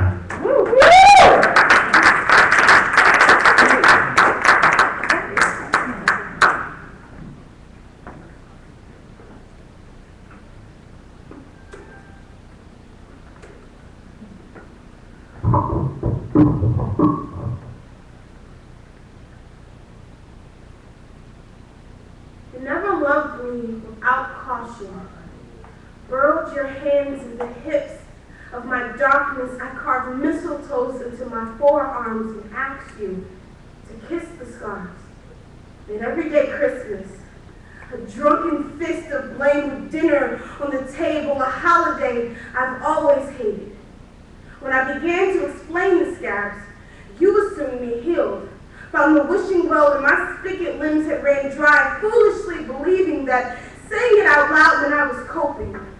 You never read the warning labels. At night in bed, no lips on forehead, no bodies falling into each other. You just kiss the scars, gaze at them, important, a second lover, memorizing their healing patterns, a sweetheart you thought of more than me. My caution tape found its way into our most intimate moments. My eyes spilled moonbeams, a cry for your attention, to be at my face and me. You couldn't hold my hands without wishing you could hold my wrist. You stayed in. You called it holiday lodging, but I knew embarrassment wasn't your color, and I became a mural of shame. We, codependent. I, never good enough for us, my breast an awning, beneath it a wreath of almost. Tuesday, I said I love you. The day, a white wall, it didn't say it back. All of its Christmas lights shoved into a box in the basement of your memory. You never said it back. I know you tried. I know.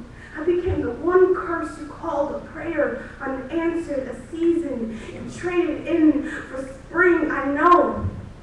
I know. That falling out of love sounds so much prettier than leaving.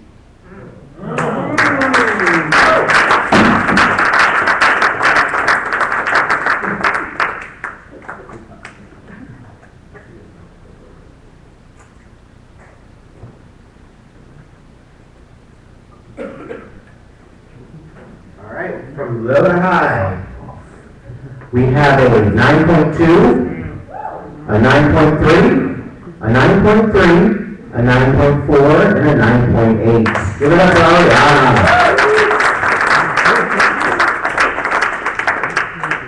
Christine had a score of 29.5. Give it up for the poet.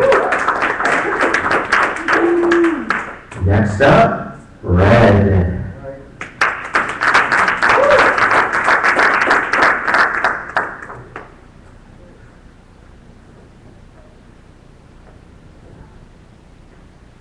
I methodically maneuvered seamlessly under ocean waves until the shadow of a massive creature drifted over and covered me.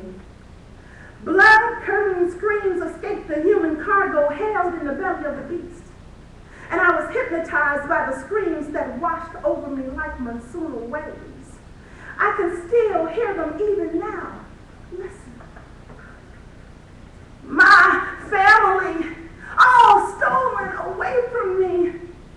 Mother Africa, please rescue me. Eventually, I was able to break free from my troubled trance, and I contemplated the purpose of any entity which could hold so much misery. Bewildered, I surfaced, hoping that the sun's rays would warm the now chilled blood running through my veins. Totally oblivious to my surroundings until snapped back into reality by the sight of a pale human directing whip into dark human meat. So many times that whip slashed into shoulders full of nobility until they finally crumbled, exploding into colored palettes of white, pink, and red. Then I heard a dark female scream as pale human attempted to relieve his aching loins. Dark female struggled to get free, but pale human put fist to cheek and knocked that queen down to her knees. If I knew how, I would have screamed, but instead I dove down deep, contemplating all the things I've seen that day. Suddenly, dark humans began to breach the ocean's crest. Men, women, children of all ages, thin and sickly, yes, but still alive. Their grisly cries muted by the salted liquid that filled their lungs. Their screams music to predators' ears like me, some of whom had already begun to feast.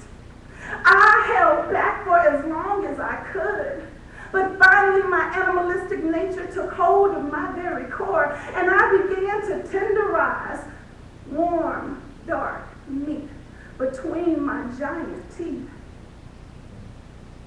I am an animal which many think of as a mindless killing machine. But on this day after gorging, I lay fat and tired with only enough energy to think how this crew would justify their own actions. I will forever be totally disgusted by this picture of your so-called humanity.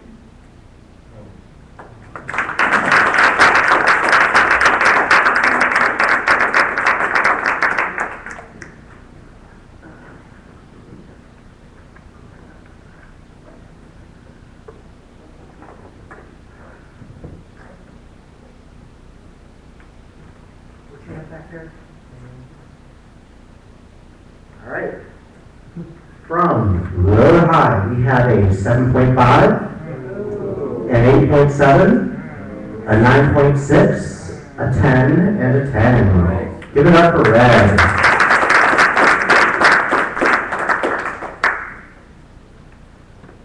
All right. Ariana had a score of 28. Give it up for the poet. Next up, Kara Lee. All right, Carrie.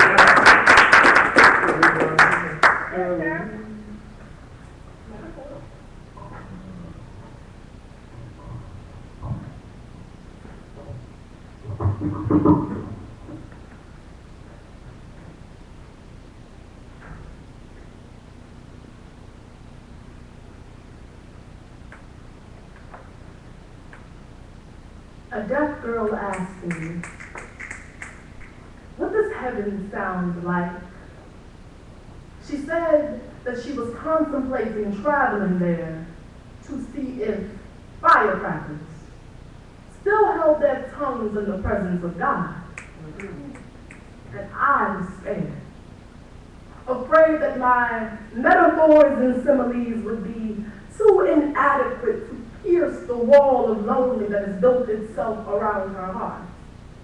Afraid she'd give up her fight in this cold war we call life.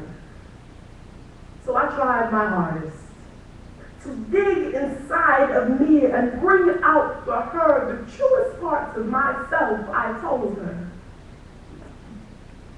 heaven will sound like your taste buds when you drink milk, but forever it'll sound like that. And she smiled. Not necessarily because she gets it, right? But because I did it. I was selfless in my love to her. Until then, I told her, little girl, you just find peace and synchronicity. And the way a newborn baby's cries resembles warfare in the sky, the way Adam will still give up his kingdoms for apple-bottom jeans. There are pieces of metronome wrapped up in our jeans, but they are just clicking at different times, and serpents are still slithering into hip-hop's rhymes. Look, I know that Waka will flock in a flame someday. I just wish that day was more like Tuesday. In Gucci, they never really know what it means to be a man. I know it seems that we are losing and that they will always have the upper hand, but we could win this if we just put our broken sentences, you know, the ones formed with half the heart that they are entitled to, together. We could build a ladder to the corner of the universe, push infinity back a day and explode like firecrackers.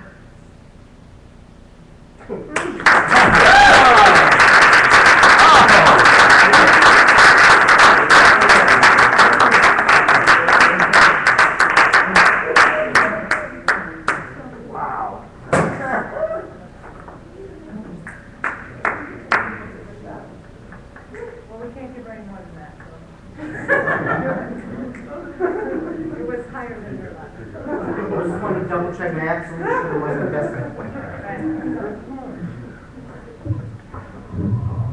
All right. From low to high. High, we have a 9.5, a 10, a 10, and a 15. All right. All right. Totally legal. She didn't go over time this year. Which unfortunately has to become a 10, but yeah. All right, Red had a score after a 1.5 point time penalty of 27.8. Give it up for the Bullets. Next up, Eris.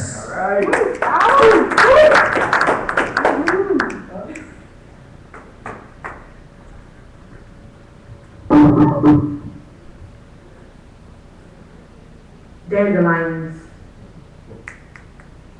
Yesterday, my niece looked at the grass, and she saw pretty yellow flowers for the picking.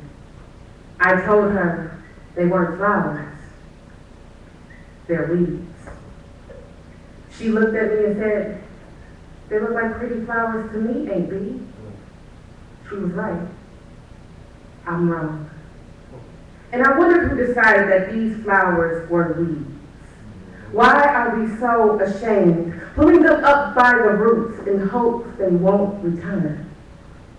There's a lot of flowers labeled as weeds in our world.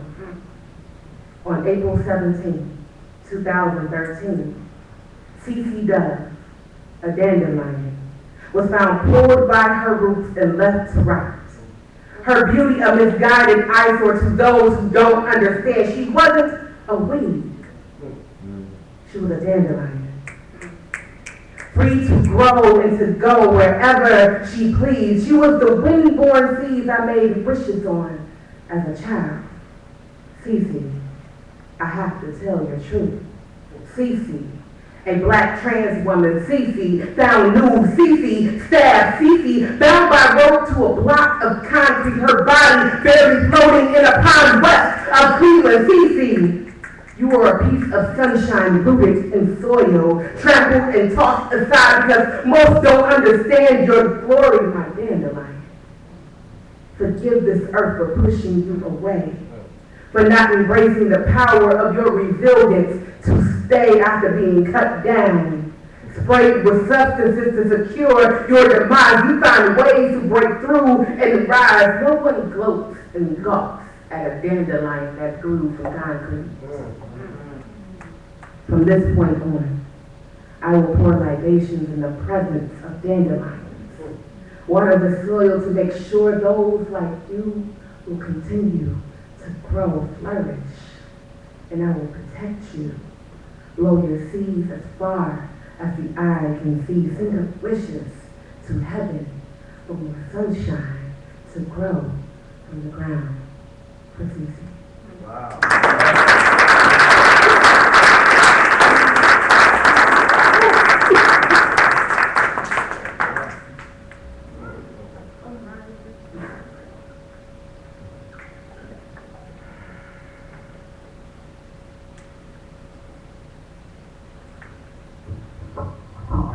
From Loyola High, we have a 9.5, a 9.8, a 9.9, a 10, and a 10. Give it up for her.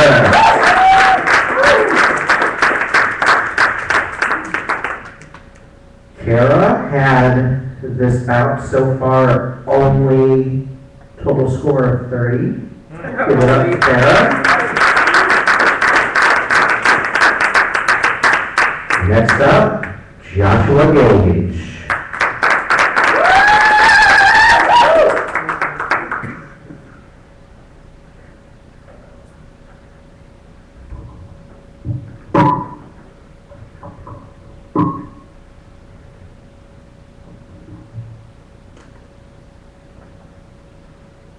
This is my group piece.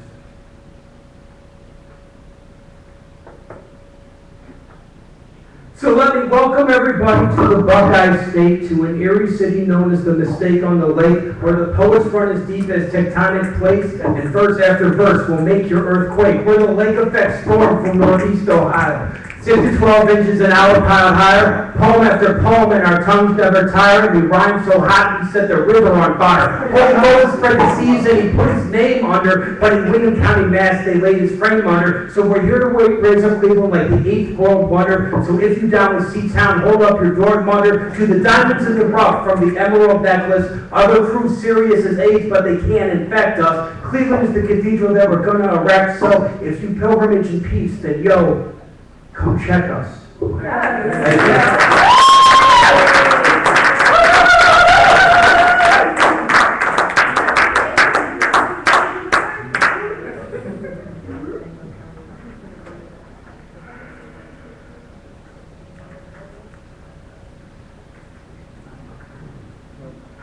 All right. From low to high, we have a 9, a 9, a 9.2, a 9.3, and a 9.5. Give it up for Josh.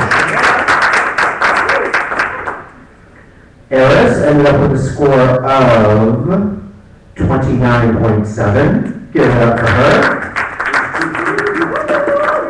Next up this round, Skylark.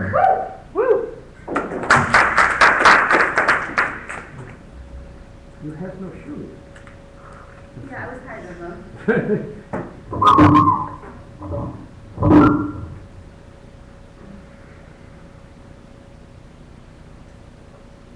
Miss Elena, come see my fairy house. Leah, you are always up in that tree. Eat your dinner first. But I wanted to show you. I need it real strong so you can climb up with me. Miss Elena did. After we danced in the grass to invite the fairies, she climbed up into the tree with me. We sat knee to knee and I showed her each narrow board and branch that made it the best fairy house in Texas. I wiggled my loose tooth until it came out. The tooth fairy has to come now. My daughter Esme gives her teeth to Ratoncito Perez. Miss Elena told me all about the Mexican tooth fairy mouse. Ratoncito Perez. Does Esme know about the other tooth fairy? See, Mija, but her smile is biggest for Perez. I want the mouse to get my tooth this time. I'm too excited to sleep tonight because I want to see Ratoncito Perez. In the morning, our whole family went to see grandmother. Our whole family except Miss Elena. Mama wanted the windows washed. I heard Daddy say it wasn't safe, but Mama don't believe rumors. I like listening to adults talk. What's a lynch, Mom? What's a dirty snake, and why do they have water on their backs? And is my back wet? The road home from grandmother's is dark. We're close now. My treehouse has lights. The fairies have come. The whole tree is shining and bright. Light bursts jump high, fall down, and jump up again. The fairies are dancing in the air, and Miss Elena is dancing up high with them. But Miss Elena, why do you dance so slow? Miss Elena, open your eyes and we'll dance together. It's so hot near the tree. Fairy lights shouldn't burn my hand. Daddy shouted, "Fire!" and brought buckets of water. His knife cut rope and Miss Elena stopped dancing as the fairies went away. Miss Elena is on the ground now and she doesn't look like herself. The fairies didn't stop the monsters with lots of feet. The red footprints go everywhere, even up Elena's torn dress and on her face.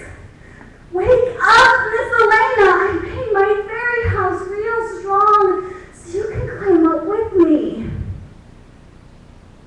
Miss Elena, it's been a long time since that night. I think I see you in lots of places. I hug myself now real tight like you did, but it isn't you. I met Esme. She was quiet and sad. I showed her my new loose tooth, but even Perez doesn't make her smile. Esme lives with her cousins now because the monsters left red footprints on her daddy too. My daddy says it's not safe for me to see Esme again. I stay awake in case the monsters come back. Nobody really sleeps now. I was just the last one to wake up.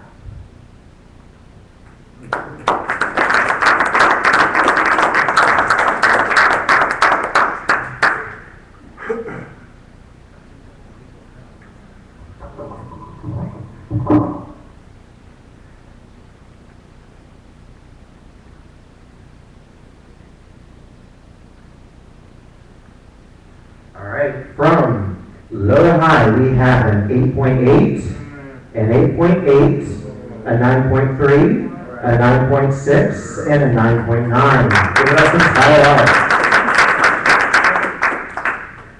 Joshua had a score of 27.5. Give it up for him. Bringing the slam to a close, our final competitor, Azrael Johnson.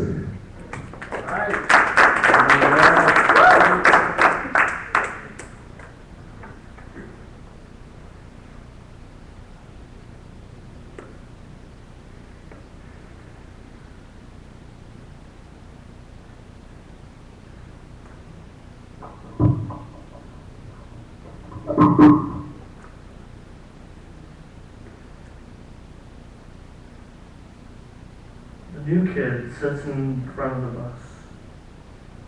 He's ordered to move back, and his attacker is waiting with freckles, name-calling, skinny arms, punches, spiked hair, headlocks. Cohorts behind him have face slaps and spitballs, but no longer eyes, noses, mouths, only memories. Trauma? Maybe, but his attacker was also the instrument of his rebirth. This was before he knew about a girl who gets her face cut into a superficial beauty instead of her tormentors being cut down the sides. The new kid tried to do the right thing. Tears told the bus driver, tears told the principal, tears told his parents. Tears dried when the bully cried too and got off with only detention. The torment only increased nightly thoughts of death and fighting back. The new kid didn't know Gandhi then, but he knew he had to change if he wanted to see a new world. The day came back, insomnia eyes, blank face. The cool, windy walk down the driveway had no effect. The new kid sits 3 rows deeper than he ever dared. His attacker enters the bus with an evil grin, seeing his prey deep in his trap. His prey quietly slides to the window. This was before he was made to drastically cut weight for sports with diuretics and Epicac and plastic bags on his skin instead of a gradual loss of weight, healthfully and more substantial. The attacker sits at the edge of the seat, cajoling with his cohorts, then punch, ribs, slap, face, slam, head to the window, tear.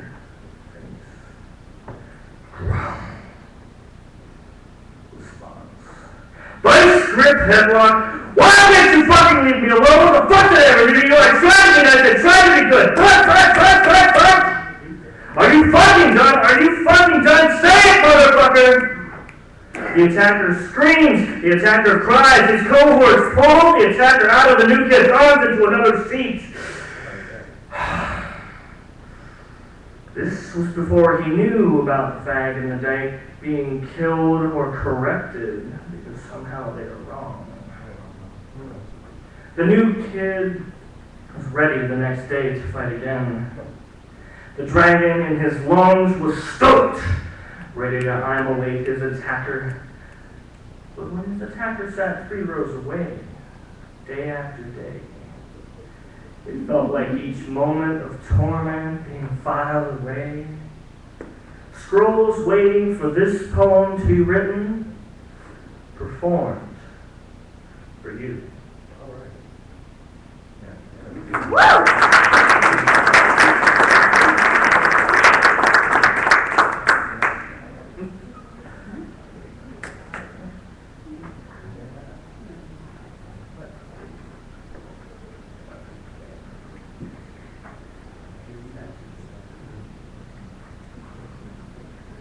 What's the last score back there? 8. All right. Excuse me. All right, from low to high, we have a 7, an 8, an 8.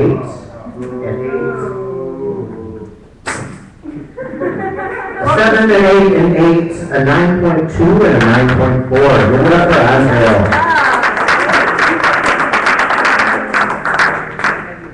Okay, and while Vertigo tallies up the scores and gets everything ready so we can announce the team, has anyone heard about City Year?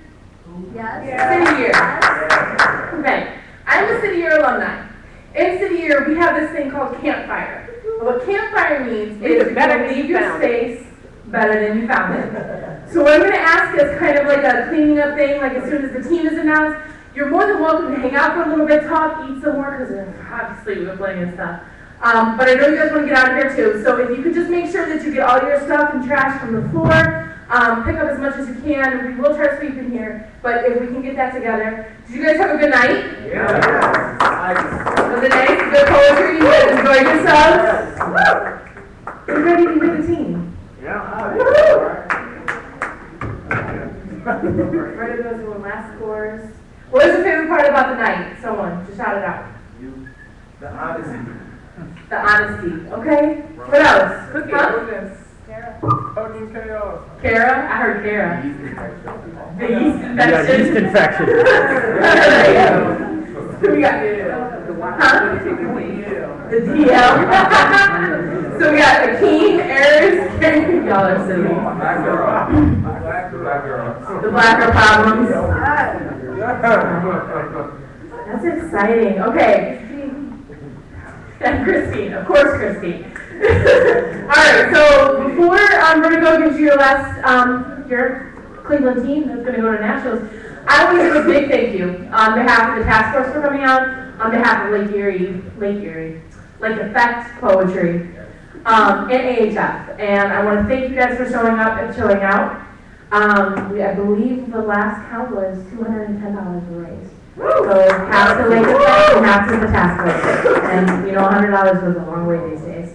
So just thank you guys, thank yourselves. Please give a round of applause to yourselves for coming out, hanging out with us this long. I know you're tired. I know for a lot of us it's been a very long day. All right, I'll stop talking.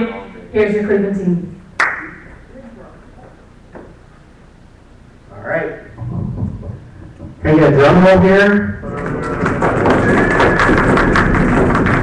Coming in 5th place tonight will be our alternate in the event one of our 4 team members has to resign from the team or disqualifies themselves or whatever. The rules are all on the website. Red.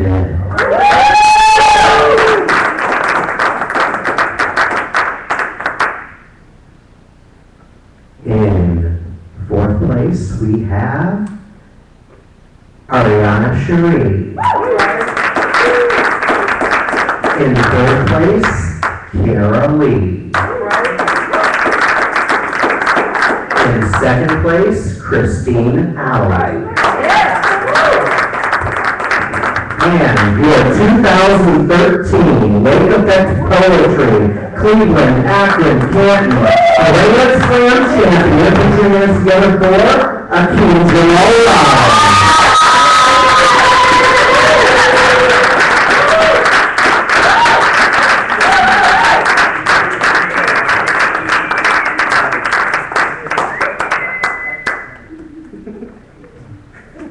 We've got a long way to go, a lot of fundraising to do before we can get to Boston in August. So watch what we're doing at lakeeffectpoetry.com or find us on Facebook. There's a group, but there's actual a page that you can like. Now Facebook's weird like that. like that. So again, another big round of applause for this year's team. Boston, here we come.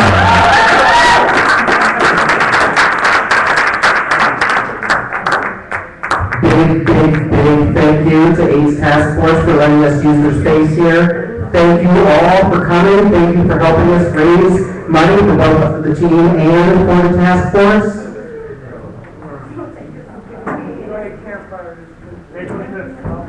There's all kinds of poetry events going on all over Northeast Ohio.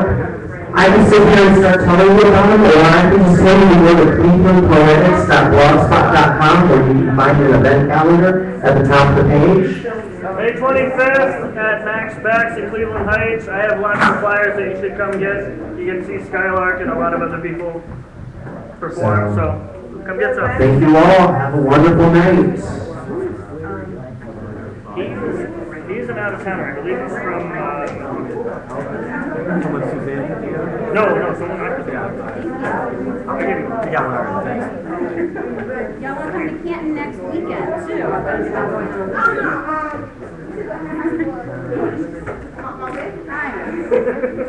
How many more of those events do you have? That's the last one. That's right out.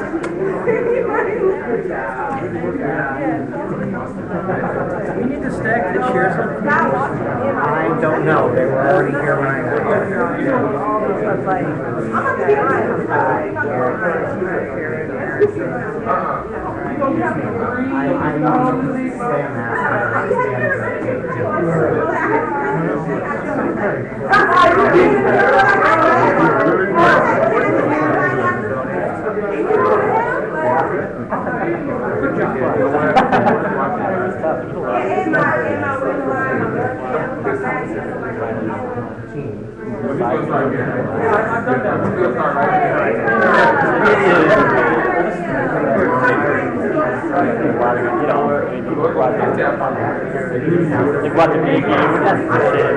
I mean, they were really, one night there were like 3 or 4 people or something like that.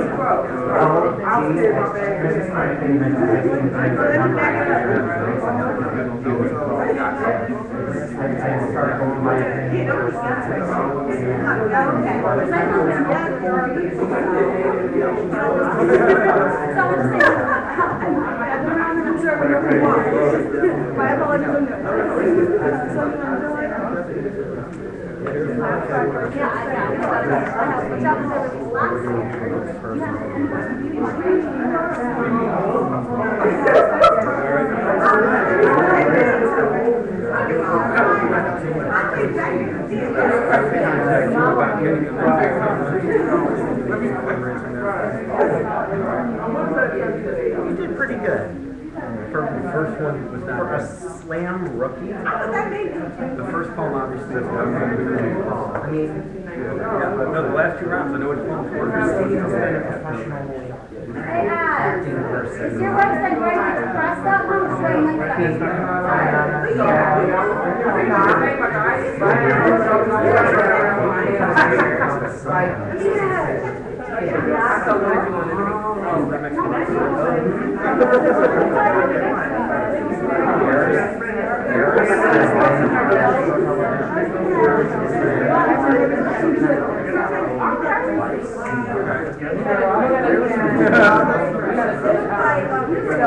I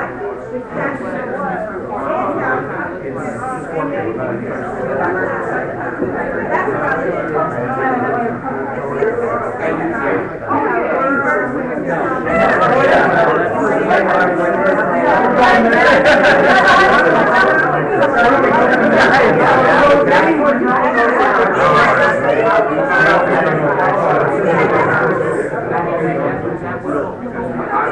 Maybe if I memorize it, that might help.